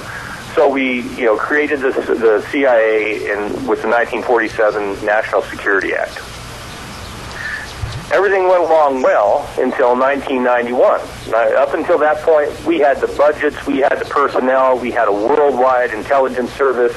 We were strategic because we were going after the Soviets, which was a worldwide power, so we had to be strategic. We had to understand who the Soviets were, who the people, the countries were that were supporting them, so forth and so on. But when the Soviet Union fell in 1991, all the leadership in the United States, including the president and the Congress, said, hey, we won the Cold War. So now it's time to spend the peace dividend. And budgets fell, personnel fell by 25%. Stations and CIA stations and bases around the world were closed. The ones that remained were downsized. They were giving people like me and my brothers, they were saying, please leave. We will give you big early out bonuses if you leave. And so that was the first major problem. Mm-hmm. Then CIA and the government had a hard time thinking, well, who might our enemies be in the future?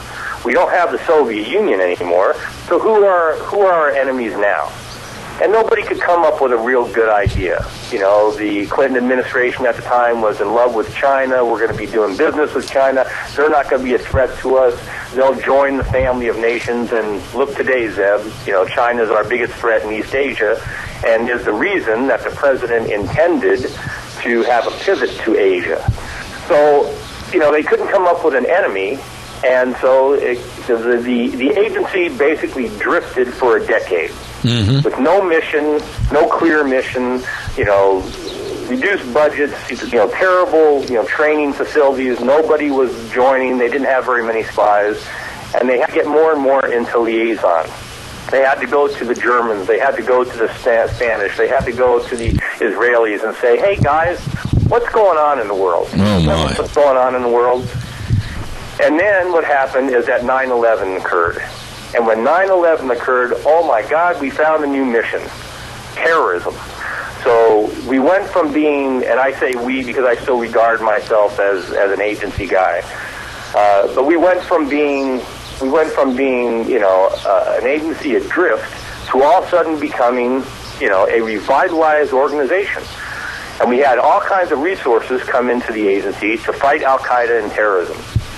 But George Tenet, who was the director at that time, he had to make a decision. Was he going to revitalize CIA as a worldwide, unilaterally engaged strategic intelligence agency, or was he going to focus narrowly on counterterrorism and Al-Qaeda? And he chose to focus narrowly on Al-Qaeda and counterterrorism. And CIA went from being a world-class intelligence agency that was strategic around the world to just focusing on finding individual terrorists. And that's sort of how the whole thing happened. I mean, we could go on for hours with this stuff, but basically that's the problem.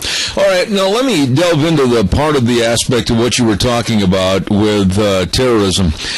I find it hard to believe, Brian, that we, the United States, the smartest, the most resourceful, and the leader of the free world, the greatest country in the world, that we could allow something like 9/11 to happen and not know about Al-Qaeda, not know about other terror groups like Hamas, not know about the severity of Osama bin Laden and what he could do or couldn't do. How come this all of a sudden snuck up on us and tapped us on the shoulder?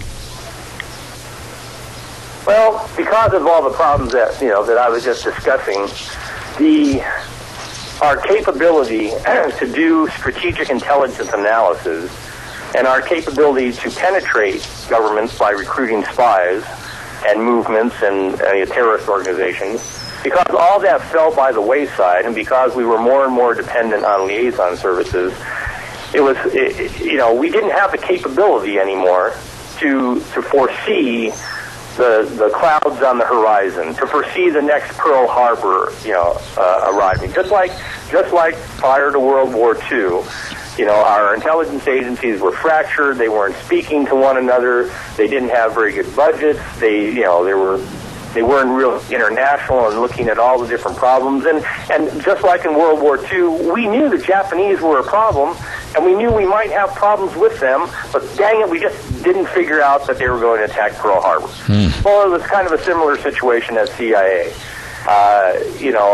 We had foreign intelligence services. We had data coming in. We knew that there were these bad guys out there. We knew that they meant us harm. Nobody foresaw that they were going to attack the homeland, because how would anyone do that? And, certainly not, use planes that they learned how to fly in our own country. We didn't foresee any of that, but we knew that there were bad guys out there and they meant us ill. But we just couldn't put it all together because we didn't have the capability to do strategic analysis anymore, and we didn't have people on the ground saying, hey, this is what these guys are doing. So that's kind of how it happened. Now, Brian, as I look ahead, I know I'm asking a question that almost every one of our listeners has already jumped ahead to. How safe or unsafe are we right now? With what you're painting as a picture, a great big panorama of kind of a backward attitude with the CIA and other intelligence sources for this country, how safe or unsafe are we right now today, July 1st, 2014? Well, I'll tell you, and you might want to have a couple more conversations on this because it's a big topic. But we're much less safe today than we were prior to 9/11. And let me just give you a little bit of background on just what's been happening recently. You probably all heard of the ISIS, the Islamic State of Iraq and Syria. Mm-hmm. Well, ISIS, it may not be understood by your listeners, Zeb, but ISIS is Al-Qaeda. It was originally Al-Qaeda in Iraq, led by a guy by the name of Abu Musab al-Zarqawi, who you might remember personally beheaded an American hostage by the name of Nick Berg. Right.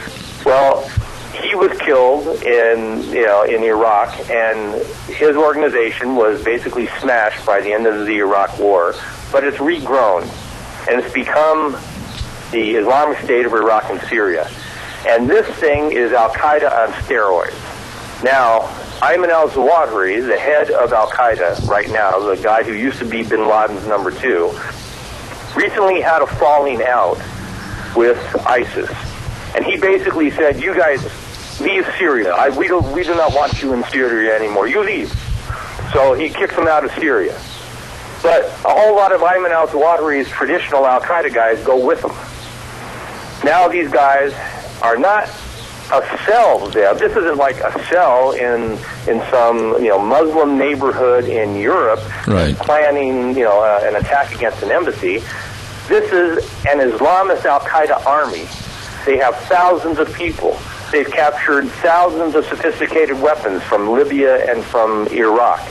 They've taken over the central bank of Mosul and stolen $400 million. These guys have support from Saudi Arabia, from Jordan, from other places, plus they just got the $450 million. Now, these guys have taken so much territory that they threaten the actual country of Iraq that we fought and died in.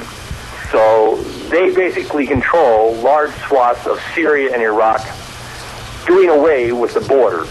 There are no borders now. There's no Syria. There's no Iraq. There's this large swath of land that ISIS controls. Now, Zeb, one of the main problems that we have is that foreign fighters, people from the United States, people from Britain, people from France, from Spain, from Morocco, from just about everywhere around the world are flooding in to fight with ISIS. And all these guys, we're scared to death of these guys because they're going to come back around and come back to our countries, and they're probably going to attack the homelands, their various homelands. So we're in a huge mess right now. It's one of the biggest strategic conundrums the administration has ever faced, and that's the situation right now. So we're in kind of in bad shape.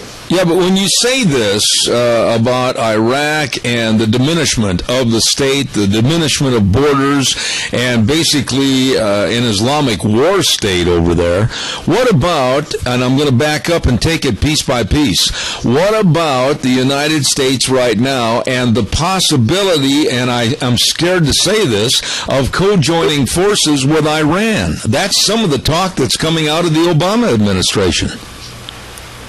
Yeah, that would be like the worst situation, the worst situation known to man.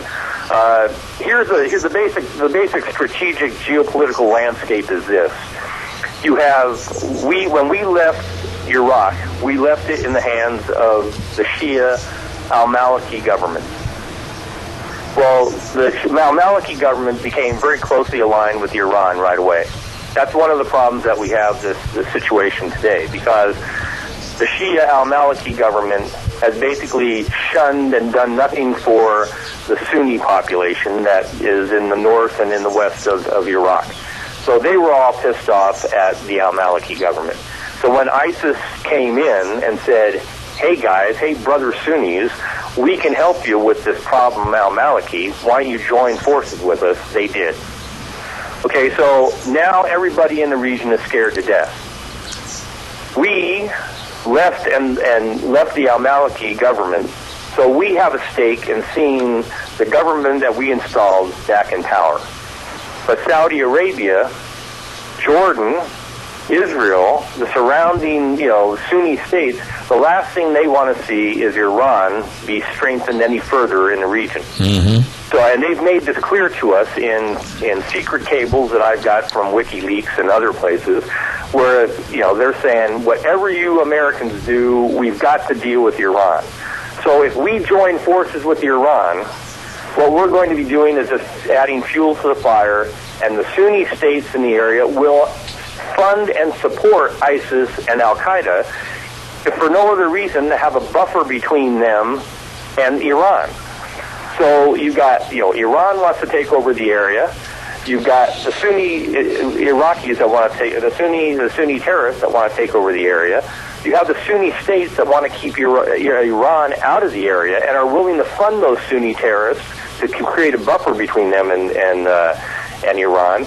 You've got the whole, civil war against the al-Bashar Assad regime up in Syria that it still has to be resolved. And the Americans are right in the middle of all that. What do they do?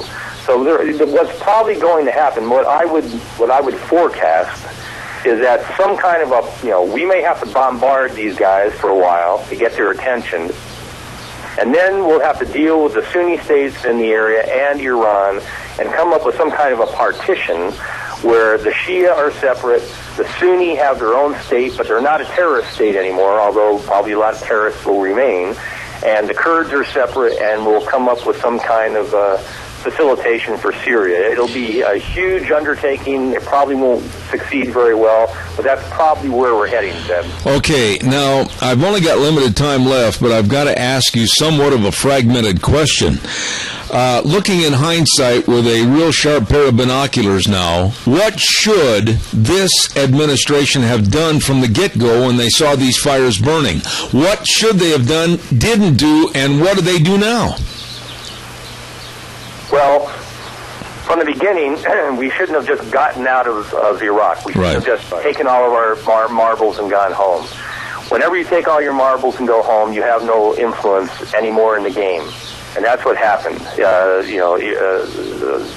Obama ran on the platform of getting out of Iraq, that Iraq was the bad war, that, the Bush administration got in there and they shouldn't have under false pretenses, blah, blah, blah. And so, by God, we're going to get out of there. So when he had the excuse to get out because they hadn't signed a status of forces agreement, he took all the marbles and went home. Right there, more power went to Iran. We had no more influence in the area. They continued to take our money and, what weapons we gave them and so forth, but we had no real say in the game anymore. All right. Iran, established more influence. Our Sunni partners in the region, hated us and couldn't trust us anymore, and started coming up with their own foreign policy, one part of which is supporting the al-Qaeda terrorists as a buffer against Iran. So that's the first thing we should have done, is not gotten out. When the Syrian civil war began, when it first began, the administration should have looked at the Syrian war and said, hey, we have an opportunity here not only to diminish the power of Iran, because the al-Assad regime is a key ally of Iran, but we might be able to get back in the game in the Middle East and have some influence. So early on, we could have looked at the opposition, who hadn't become fully jihadists yet, and we could have supported them against the al-Assad regime, but we didn't. So those are some of the things that we could have done, Zeb, that almost any serious geopolitical analyst would tell you, this is what we should have done. But we didn't. We dithered, we equivocated, we washed our hands together and went, oh my, what to do? And now we've got this huge, absolutely huge problem that is going to be immensely difficult to try to solve. One more question, short answer on this, Brian. I'm almost out of time. My initial response would be, okay, let's just get out of there, let them kill themselves, but the caveat is they will establish the biggest, most murderous Islamic State and leave our one ally, Israel, alone to fend for themselves. Am I right or wrong? You're right. You're absolutely right. In fact, it's even worse than that, because 13 years ago, Ayman al-Zawahiri, the guy who leads al-Qaeda now, who was bin Laden number 2 back then, 13 years ago, he wrote this. I'll just read a short paragraph to you. Armies achieve victory only when the infantry takes hold of land. Likewise, the Mujahid Islamic movement will not triumph against the world coalition unless it possesses an Islamist base in the heart of the Islamic world. So that's always been al-Qaeda's objective.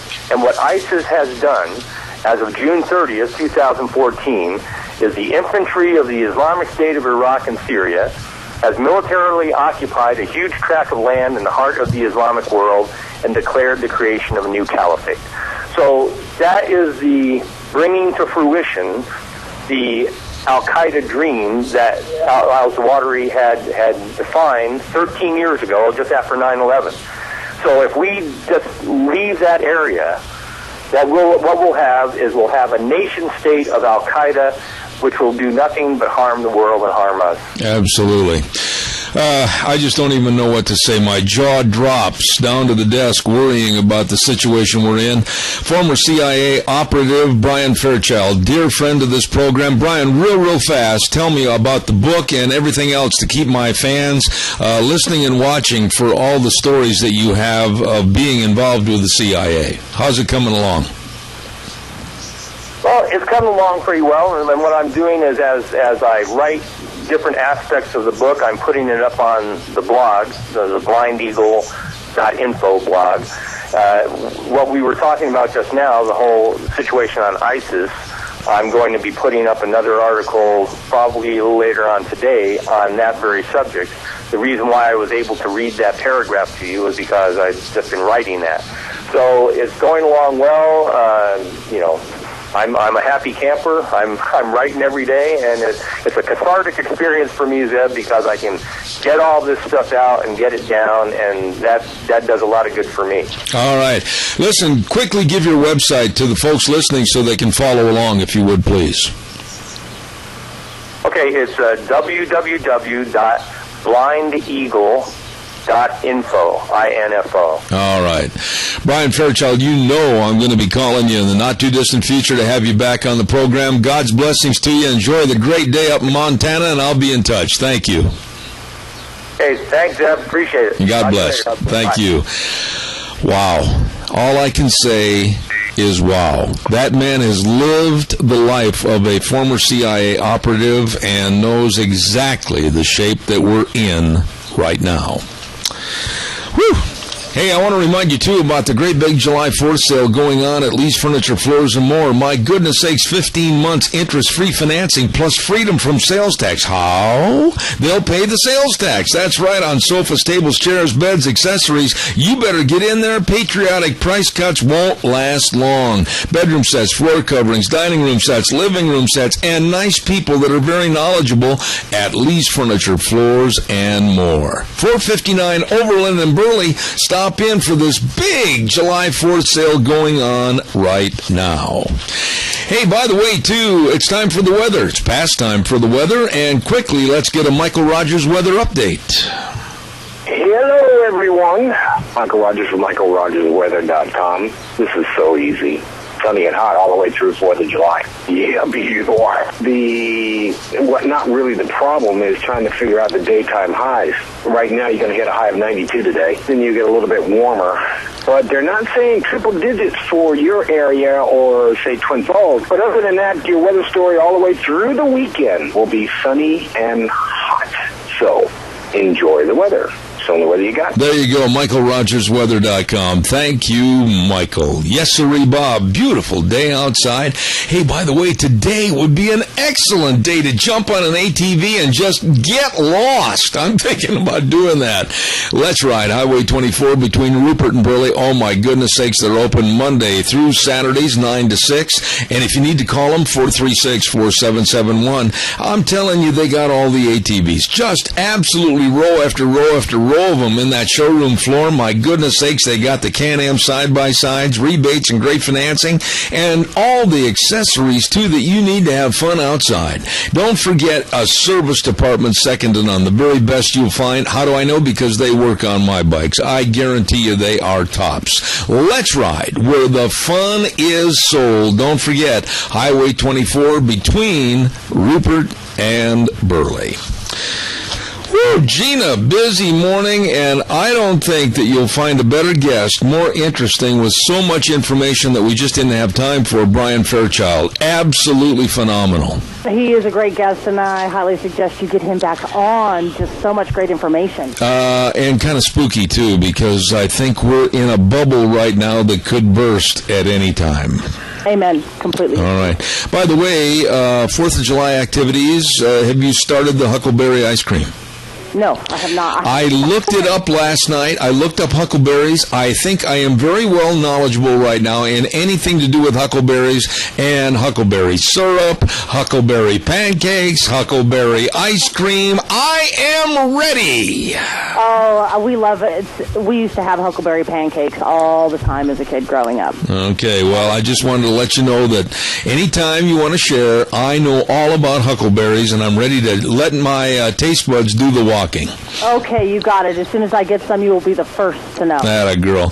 We're going to take a little break, and coming up after the news break, we're going to have the world-famous Dr. History, and he is. I mean, they listen to us over in Japan. They listen to us over in various foreign countries like Germany, France, etc. They love the cowboy life. They love anything to do with the Old West, and so they're going to be listening to Dr. History coming up at 10:06. Then at 10:30, we're going to talk to filmmaker Joel Gilbert. Don't miss it. We got a lot more on Zeb at the Ranch.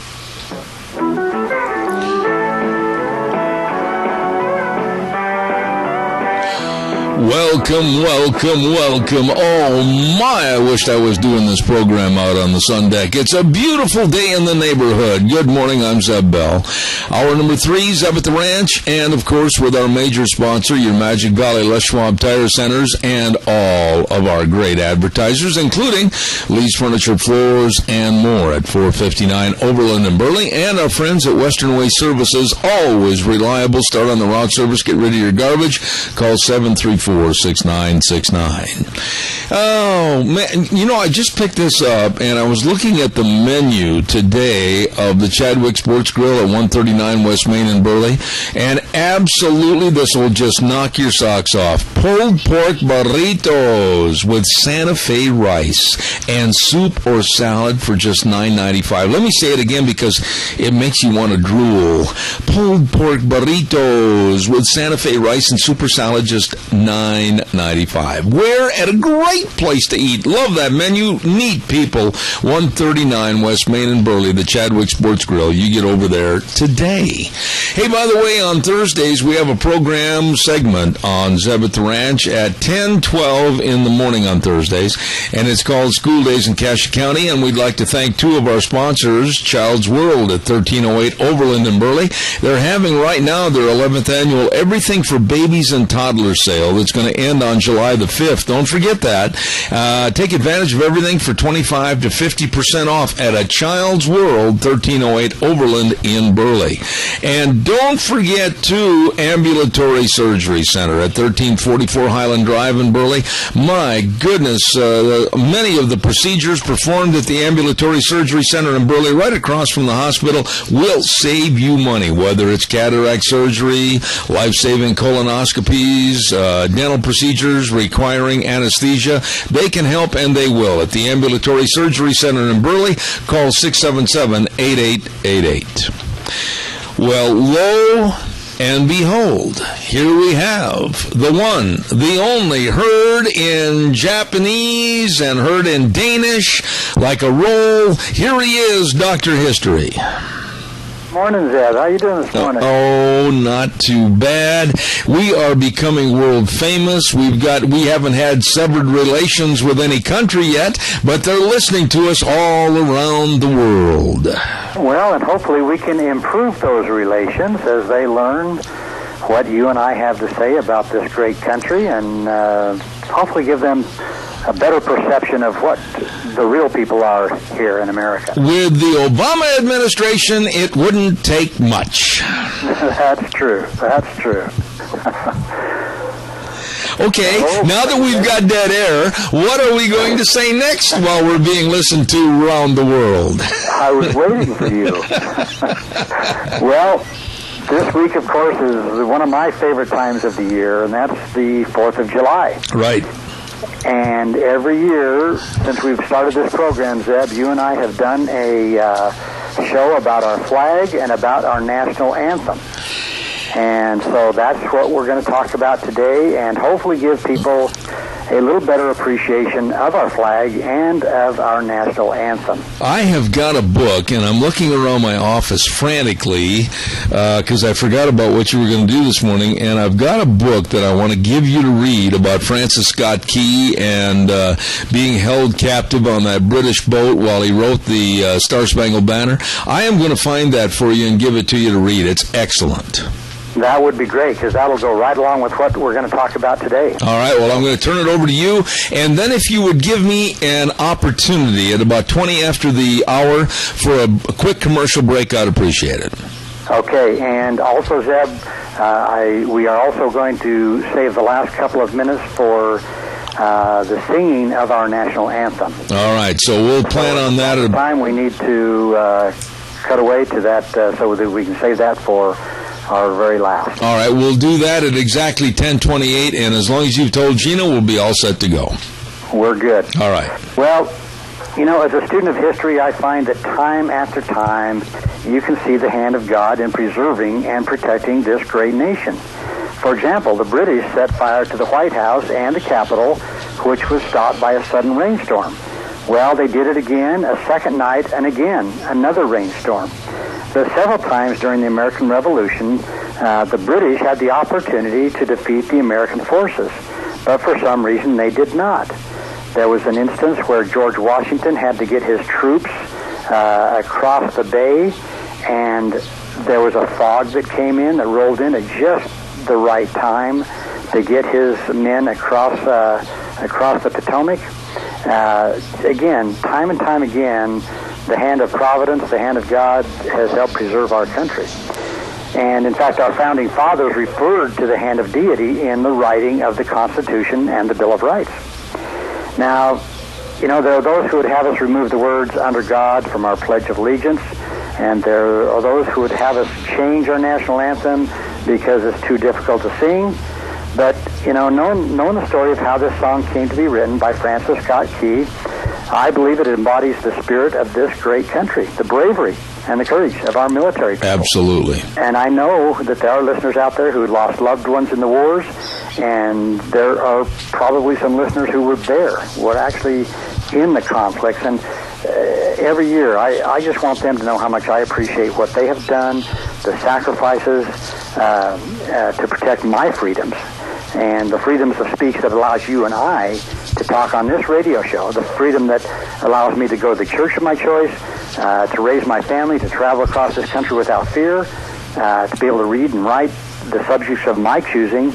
And again, to those men and women, I want to say a big thank you. And you and I know, both have a patriotic feeling that goes pretty deep. Absolutely. Thank you. But I'm going to talk a little bit about the flag first. No one knows really with absolute certainty who designed the first Stars and Stripes or who made it. There's a congressman named Francis Hopkinson. He seems most likely to have designed it. And a few historians believe that Betsy Ross, Philadelphia seamstress, made the first one. But until the executive order of 1912, there was no order of the stars nor the proportions of the flag. Consequently, flags dating before this period sometimes showed some unusual arrangements of the stars and odd proportions, and basically left to the discretion of whoever was making the flag. So there was really no set pattern. Well, in 1959, under executive order of President Eisenhower, he provided for the arrangement of the stars in 9 rows of stars staggered horizontally and 11 rows of stars staggered vertically. So really it was 1959 when it really became established as to what our flag should look like. Now, we refer to the flag as Old Glory. And I'm going to tell you why we refer to it that. This famous name was coined by a Captain William Driver. Now, he was a captain of a ship in Salem, Massachusetts in 1831. Well, as he was leaving on one of his many voyages aboard the brig Charles Doggett, and this one would actually climax with the rescue of the mutineers of the Bounty. Now, some friends presented him with a beautiful flag of 24 stars, and as the banner opened to the ocean breeze for the first time, he exclaimed, "Old Glory." Well, he retired to Nashville in 1837, and he took his treasured, beloved flag from his sea days with him. By the time the Civil War erupted, most everyone in and around Nashville recognized Captain Driver's Old Glory. Well, when Tennessee seceded from the Union, rebels were determined to destroy his flag. But they searched and searched, and they could not find what they considered the hated flag. Well, in 1862, the Union forces captured Nashville, and they raised the American flag over the Capitol. Now, it was a kind of a small flag, and immediately folks began asking, well, Captain Driver, does Old Glory still exist? Well, happy to have soldiers with him this time, Captain Driver went home and began ripping at the seams of his bed cover. As the stitches holding the quilt top to the batting unraveled, the onlookers peered inside and saw the 24-starred original Old Glory.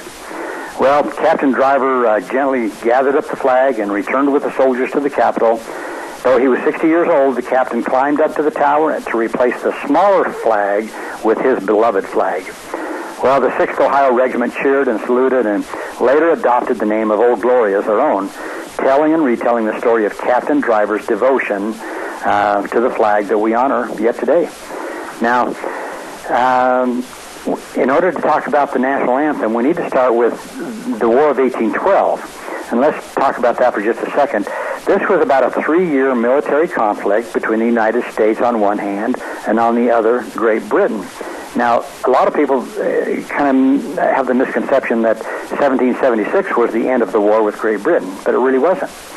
So, like I say, this was a conflict between Great Britain and the United States and actually Great Britain's Indian allies in North America. Now, the outcome resolved many issues which remained from the American War of Independence, but involved no boundary changes. The United States declared war in 1812 for several reasons, including trade restrictions brought about by Britain's continuing war with France, plus the impressment of American merchant sailors into the Royal Navy. You see, Britain, they had a hard time getting sailors, so they would just, if they boarded the ship, whether it was American or whatever, they would press those guys into service into the Royal Navy. And also the British support of American Indian tribes against American expansion. So in the United States, victories at the Battle of New Orleans in 1815, and then the battle we're going to talk about, also called the Battle of Baltimore in 1814. And basically, this war produced, I guess you could say, a second war of independence against Great Britain. So, anyway, that's what we're going to talk about. So let's go back to the summer of 1813 for a minute. Okay. At Fort McHenry. Now, the commander, Major George Armistead, asked for a flag so big that the British would have no trouble seeing it from a distance. Well, 2 officers were sent to the Baltimore home of Mary Pickersgill, a maker of colors, and commissioned the flag. Mary and her 13-year-old daughter, Caroline, working in an upstairs front bedroom, used 400 yards of the best quality bunting. They cut 15 stars that measured 2 feet from point to point. 8 red and 7 white stripes, each 2 feet wide, were cut. Laying out the material on the floor, the flag was sewn together, and by August it was finished, and it measured 30 feet by 42 feet. Now, that was a big flag. Oh, my. I mean, huge. $405 it cost to build it. Now, Francis Scott Key was a lawyer from Baltimore, and he was the one, of course, who wrote the national anthem, the Star-Spangled Banner. Now, perhaps some history of how the song came to be written, and that's what we're going to get into right now. Will give us a little better appreciation of that. Well, the colonies, again, were engaged in war with England. Both sides had prisoners. The American government went to the British and said, let's negotiate for release of these prisoners. The British were holding some of these prisoners in boats about 1,000 yards off the shore. Well, the government said, we want to send a man out to negotiate an exchange of prisoners, which happened to be Francis Scott Key. Well, on the appointed day, he went out in a rowboat to negotiate with the British officers. They reached a conclusion that men could be exchanged 1 for 1. Francis Scott Key was happy with the success of the negotiation, and he went down into the cargo hold of the ship, and there he found a mass of humanity. He told them they were free, and they would be released from the filth and the chains that held them. When he went back up on the deck, the admiral came to him and said, we have a slight problem. We will honor our commitment to release these men, but it will be merely academic after tonight. He says, you see that fort over there? Tonight, we are going to remove it from the face of the earth. Look over the water. Scott could see hundreds of boats and ships. The admiral said that it is the entire British war fleet. All of the armament and gunpowder is to be called upon to demolish that fort. He said, you can't do that. It's full of women and children, and it's predominantly not a military fort. Well, the admiral said, don't worry. He said, you see that flag way up there on the rampart? We have told them if they will lower that flag, the shelling will stop immediately, and we will know that they have surrendered. And you will now be under British rule. Well, Francis Scott Key went down below and told the men what was about to happen. And Key told the men, I'll go back up on deck and shout down to you what is happening. Now, at this point, Zeb, why don't you go ahead with that ad if you'd like to? I think I would love to, because we're running short on time, and I need to jump in here and say, of course, you know the Rupert 4th of July celebration has started up this morning, and it's in full swing. And our thanks go to Haskin Insurance Service at 629 Fremont Street in Rupert, the wonderful people at Haskin Insurance Agency. We say thanks to them. Mike and Dawn and Terry are over there helping you with all your insurance, home, auto, farm, life, or health. Please give them a call at 436-4141. Remember, Haskin Insurance Service, your partner in insurance protection, serving you, and they wish you a very safe and sane 4th of July Independence Day weekend, along with our friends at Dixon Oil, 602 South 2nd in Rupert, 436-6609. They've been in business since way back in 1976, and they know how to give you and your vehicle absolutely the best service and keep everything running very smoothly and efficiently. They've got all the fuels in the oil, and don't forget, Daryl and the crew at Dixon Oil wish you the very best of an Independence Day weekend. Be safe and be sane, and don't forget to get your air conditioning system checked out. Keep cool this summer, thanks to Dixon Oil, 602 South 2nd in Rupert. Back to you, Dr. History. As twilight began to fall and a haze hung over the ocean, as it does at sunset, suddenly the British war fleet unleashed. The noise was deafening. There was no relief from the sound of the cannon fire. It was impossible to speak or hear, he said. Although it was dark, the sky was suddenly lit. From down below, he could hear the prisoners asking one question. Tell us where the flag is. What have they done with the flag? Is the flag still flying over the rampart? Tell us. 1 hour, 2 hours, 3 hours into the shelling. Every time a bomb would explode close to the flag, they could see the flag in that illuminated red glare. And Francis Scott Key would report to the men down below, it's still there. It's not down. The Admiral came and said, your people are insane. What's the matter with them? Don't they understand this is an impossible situation? Francis Scott Key remembered something George Washington had said. What sets the American Christian apart from the rest of the world is that he will die on his feet rather than live on his knees. The Admiral said, we have now instructed all the guns to aim at that flag on the rampart. We will take it down. One thing we don't understand, our reconnaissance tells us that flag has been hit time and time again, yet the flag is still flying. We don't understand that. We are now about to bring every gun to bear on the flag for the next 3 hours. Francis Scott Key said the barrage was unmerciful. All he could hear was the men down below praying for God to keep that flag flying where they had last seen it. Well, sunrise came. He said there was a heavy mist hanging over the land, but the rampart was tall enough to be seen, and there was the flag. It was in shreds. The flagpole was at a crazy angle, but the flag was still at the top. Francis Scott Key boarded a small boat to go ashore to see what had happened. What he found was that the flag and the flagpole had suffered repetitious direct hits. When the flag went down, the Patriots would go over and raise the flag, knowing that it was the main British target. When they died, their bodies were removed and others took their place. Well, Francis Scott Key said that what held the flagpole at that unusual angle was the bodies of some of the Patriots. And at this point, he penned the song, Oh Say Can You See, by the Dawn's Early Light. Now, the bombardment continued for about 25 hours. The British fired 1,500 bomb shells that weighed as much as 220 pounds and carried lighted fuses that would supposedly cause it to explode when it reached its target. But they weren't very dependable and often blew up in the midair. Well, the Americans had sunk 22 vessels, so close approach by the British was not possible. But again, this is where, as you understand and can hopefully visualize what Francis Scott Key said, at this point, before we have the scene of the national anthem, I would like to read all 4 verses. Oh, say, can you see by the dawn's early light what so proudly we hailed at twilight's last gleaming, whose broad stripes and bright stars through the perilous fight, o'er the ramparts we watched, were so gallantly streaming. And the rocket's red glare, the bombs bursting in air, gave proof through the night that our flag was still there.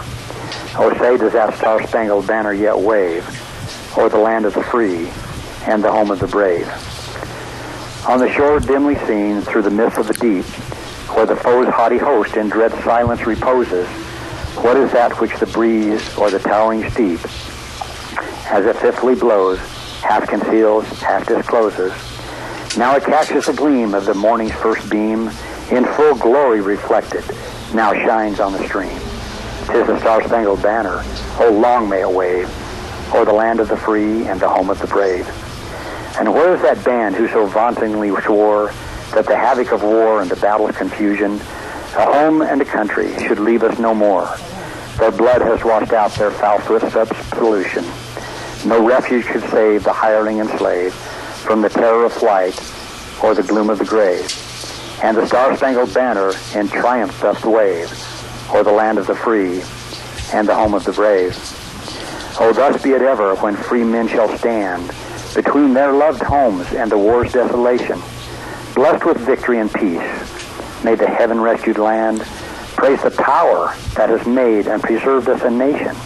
Then conquer we must when our cause is just, and this be our motto: in God is our trust. And the star-spangled banner in triumph shall wave o'er the land of the free and the home of the brave. Wow. I never can quite get through all verses without tearing up and feeling very emotional for everyone, every single person in our history that fought and died for this great United States and for that flag. Dr. Ken Turner, you always do such a wonderful job, and I want to remind everybody that you can tune in and listen to these programs again by going to dr-history.com. And I think that on behalf of Dr. History and myself at this time, it would be very fitting as we have a preview for Independence Day USA 2014, our national anthem. The anthem, produced by David Foster, will be signed for the hearing impaired by Atlanta's Briar Lake Shining Choir and will be sung by award-winning recording artist Faith Hill.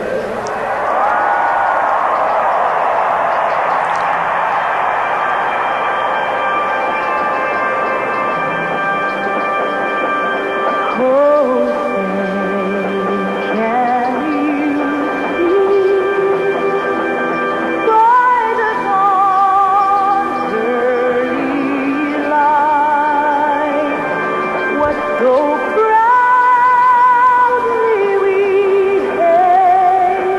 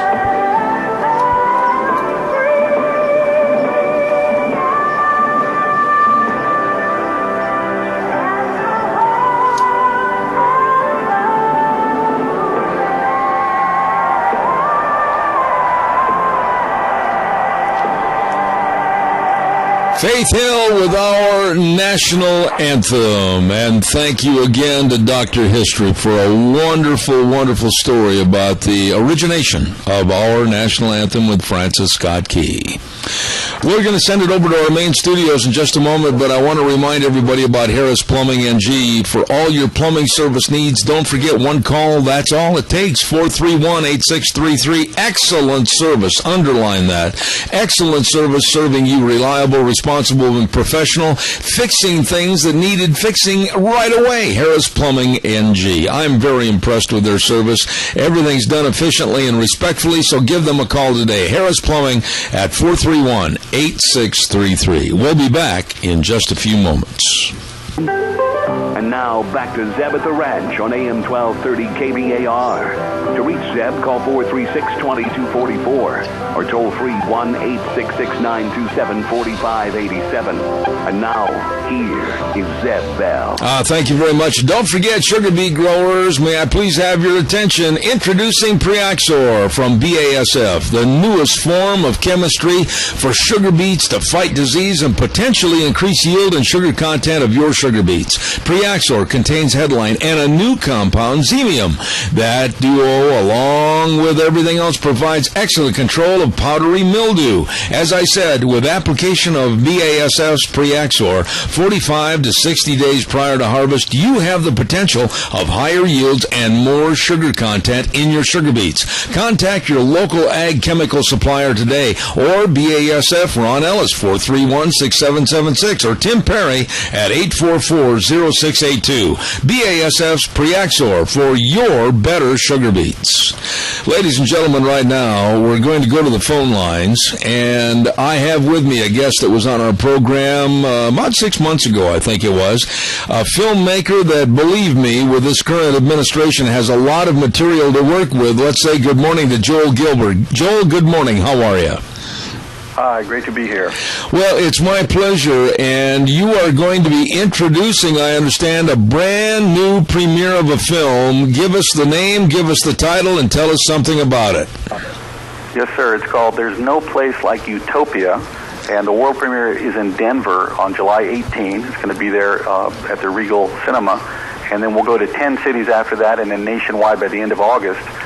The film is a kind of a provocative and horrifying and humorous look at the reality of progressivism in America. I go to Detroit, Chicago, Denver, Newark, all these cities that have been under progressive control for 50, 60 years. And I talk to people, and we find out that no one is progressing. They've all been regressing. They have 60% unemployment, drug culture, and we look at the whole roots of progressivism and how it marched its way through the Democrat Party over the last 30 years, such that today the Democrat Party is now a radical socialist party. Joel, you were the director and writer of Dreams from My Real Father that was in 2012. Did you ever anticipate when you made that film and now this one that we as Americans and this country, America, would be in as bad a shape under this administration as it is now? Well, once I realized that Obama had lied about his past, about who he was, when he lied about his agenda, everything he said he intended to do, cut the deficit in half, the most transparent government in history, on and on. When I realized that everything about him, his agenda and his persona, were false, I realized that America was in grave danger. And when he took power, that he would execute a radical Marxist ideology that nobody voted for. And we can see that playing out today. Yeah, but let me back up just a minute to what you said. When you saw that Obama lied about his past, now there are those in the audience that would say, well, now wait a minute, what did he lie about? Where's your proof? How would you respond to that question? Well, the proof is very clear. Obama's story in his book, Dreams from My Father, the entire book is a political fabrication to set up a political career. He was aided to a great extent in the writing of the book by his mentor, terrorist emeritus Bill Ayers. In the book, he claims that his father was from Kenya. He was the son of a goat herder. Therefore, he would just be able to bring everybody together. The reality is, the man that he did talk about throughout the book was named Frank Davis. He admits to being raised by this character named Frank Davis, but he says it was just a friend of the grandfather.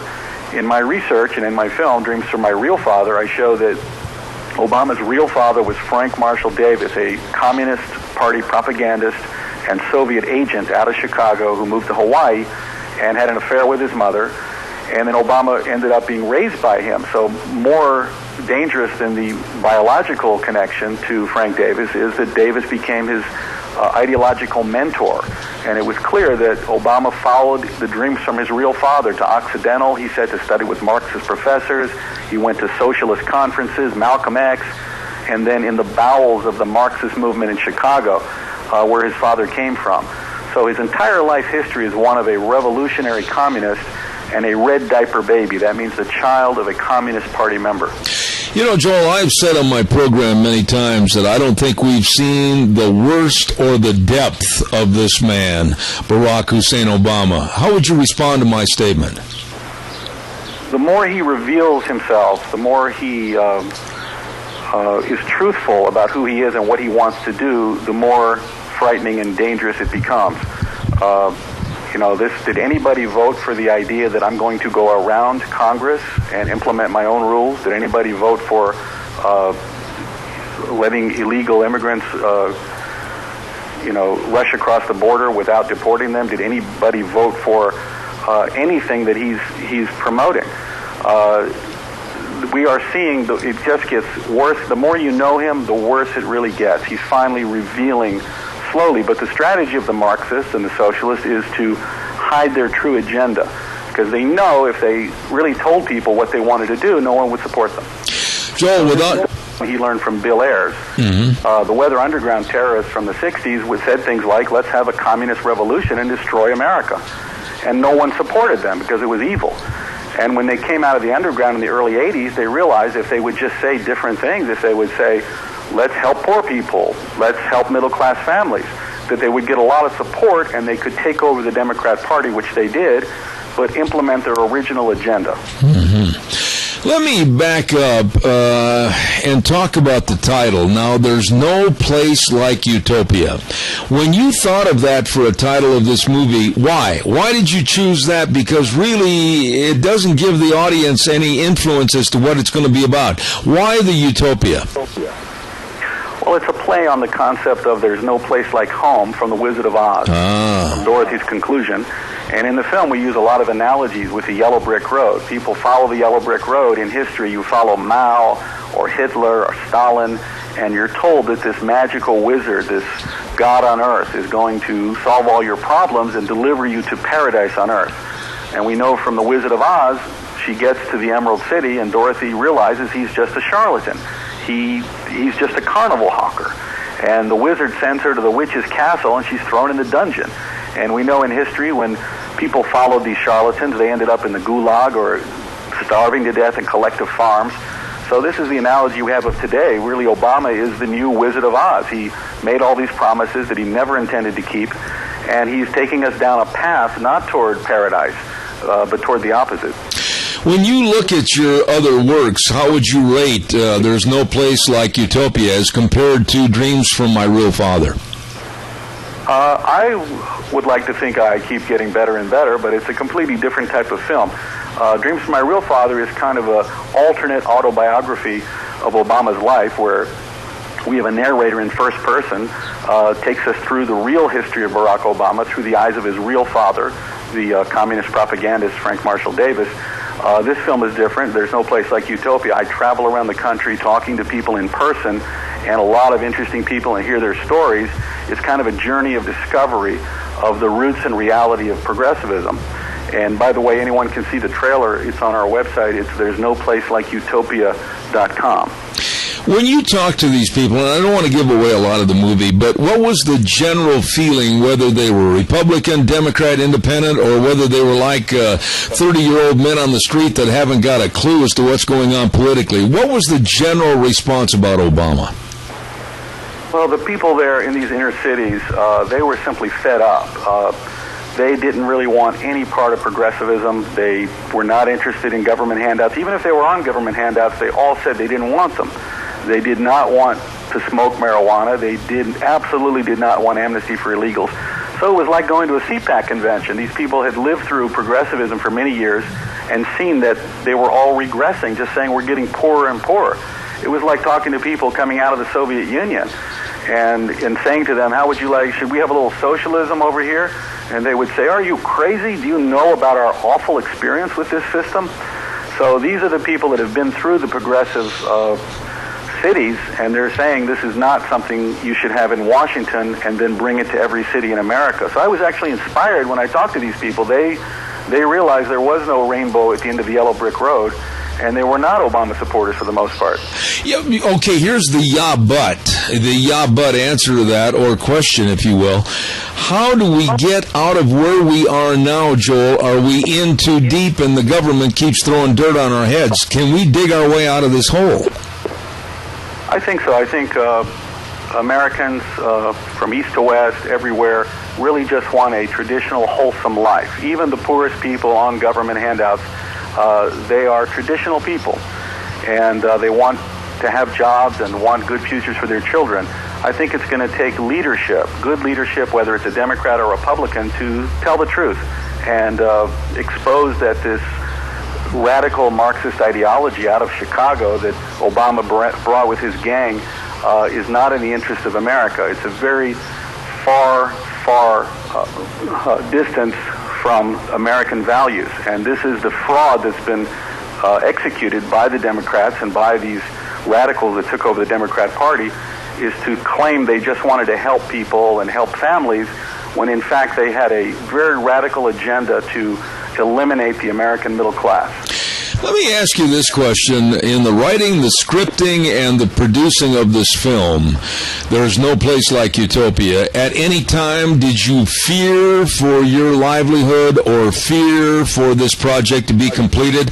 Were there ever any threats or innuendos against you and what you were trying to do? I never had any threats. I mean, my attitude, I feel like I'm the lion from The Wizard of Oz after he got his courage. So I was never afraid. People were very cooperative and wanted to tell their story. We did have a 6'5", 350-pound bodyguard in Detroit, but other than that, people just wanted to talk and tell their stories, and I think you'll see that in the film. There's no place like Utopia. I certainly hope that the releasing of this film in Denver right before the midterm elections has a great effect on people's voting for what is right for this country. That's basically what you're trying to do with the timing, aren't you? Well, any time is a good time to educate people about the reality of progressivism and how destructive it is to human life and American values. But certainly people can all agree on something, but the problem, which you'll see also in my film, is the voter fraud problem. Even if the will of the people and the majority want something, the Democrats have kind of perfected some of these voter fraud methodologies that come out of Chicago that Obama ran in 1992, Project Vote, where they just target certain voters based on their skin color. It's a very racist concept. And they have early voting. They do, mail-in ballots 6 weeks in advance. It's a whole scam where they pick up and look for people with dark complexions, drive them to the polls, get them registered, give them a pizza and a beer, tell them who to vote for, and drop them off again. They're literally harvesting votes on a racial basis based on people's complexion, saying that if you have a dark complexion, you want to vote for a certain Marxist agenda. It's a very, very insulting concept, and Obama pioneered it in Chicago. He was the head of Project Vote. We have him on tape. He says, I targeted 150,000 black people to get Carol Moseley Braun and Bill Clinton elected. So that was illegal. You cannot target people by race, and you cannot get people registered to vote for one particular candidate. It almost sounds like you have the makings or the trappings for your next video and your next film. Are you already setting up another project? I have another project in mind, but this is a long story, and I think this is a good step forward to give a lot of the background and reality of how destructive progressivism is to the middle class, to families, to entire countries. You don't have to look very far back in history. to see where these progressives like Castro and Stalin, they all promised democracy and representative government, and when they took power, they simply used the tools of state to keep a permanent hold on power, just like Obama did with the IRS. Let's not be naive. It's most obvious that this targeting program came out of the White House and instructed the IRS to disrupt the organizing ability of conservatives. So that's how they stole the 2012 election. It was not clean. Imagine if we had used the IRS to break up ACORN, Organizing for America, every Soros group. Imagine that the left would not have been able to exercise their free speech, and the Republicans would have won. So it is illegal to use the tools of state against free speech, but that is the MO of Marxist governments. From what you've seen and what you believe and what you're trying to perpetrate in this film, There's No Place Like Utopia, what would you say and speculate are your fears for the last 2 years of this Obama administration?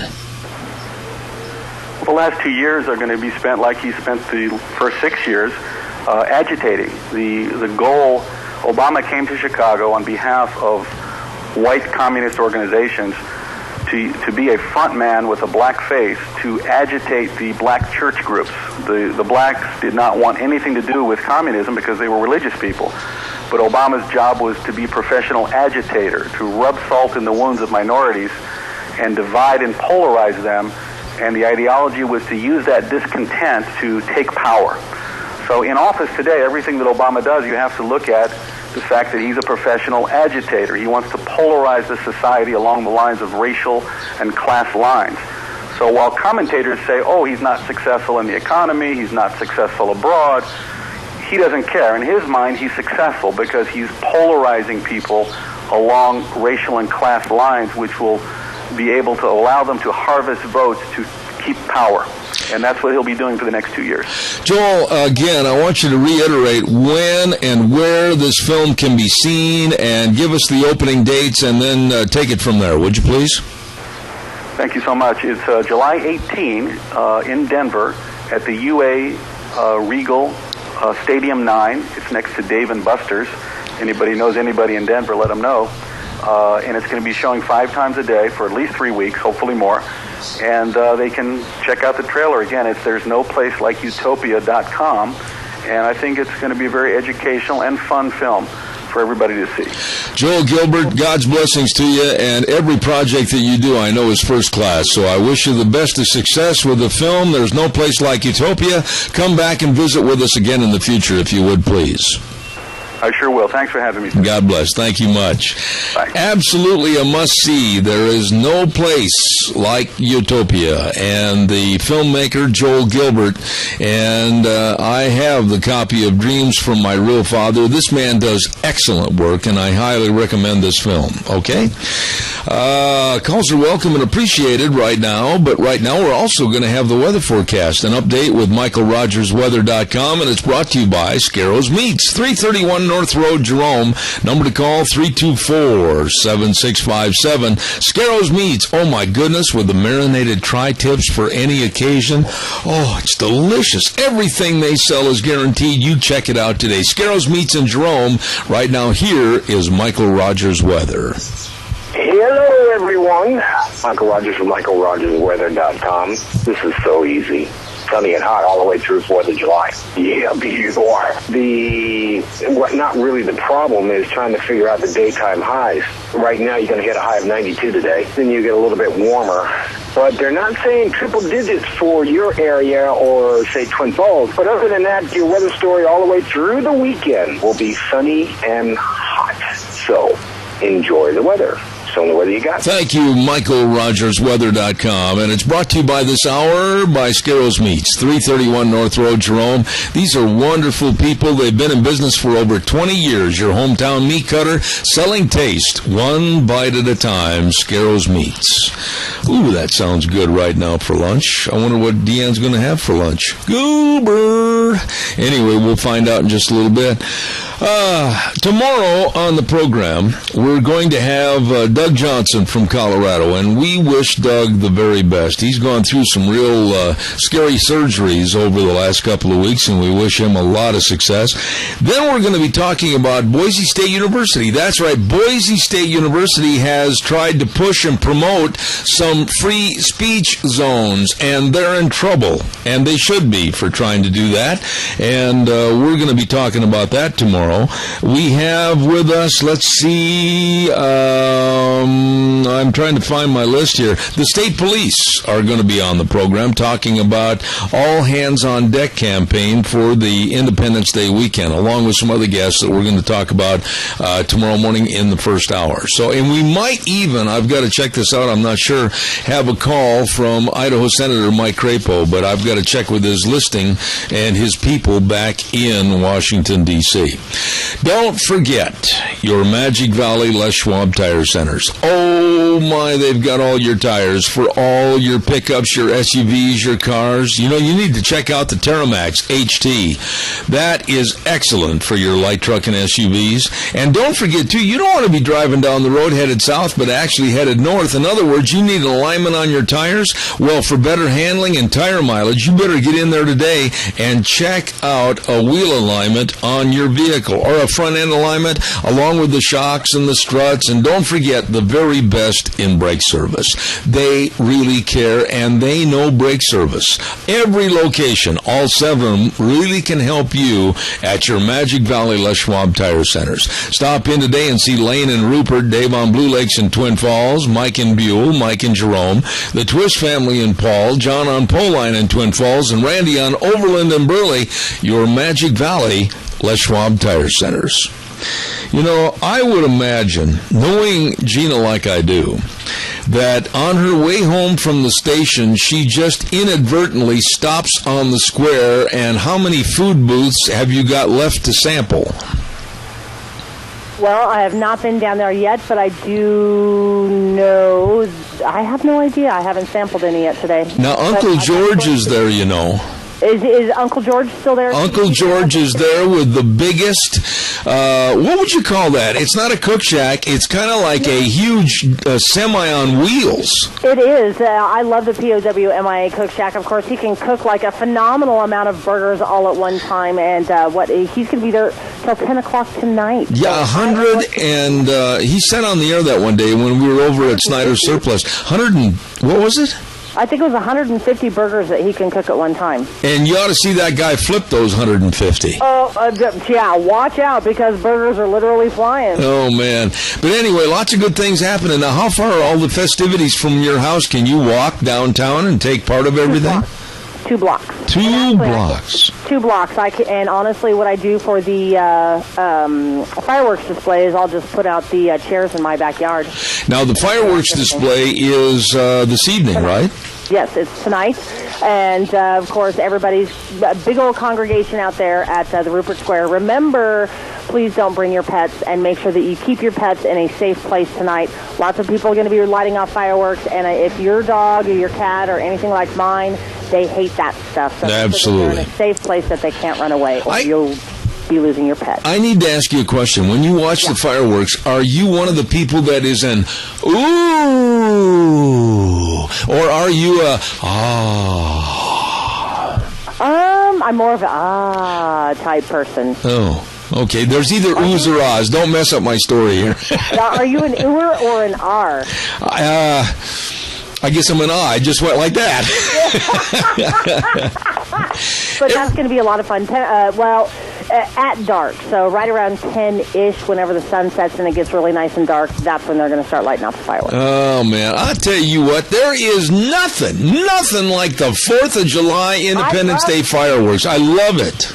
I love it, too. And so, of course, Rupert, 88th annual Rupert 4th of July celebrations, and this is what the city lives for. So get on out there and enjoy yourself. All right. Well, listen, I want to extend to you and yours a very good day. Have fun. Eat a lot. Think of us. Don't forget the Huckleberry ice cream. You got it. And we'll be back tomorrow morning at 8:06. Zeb at the Ranch. Have a great day. God bless you all. And remember, the way things were, the way things ought to be.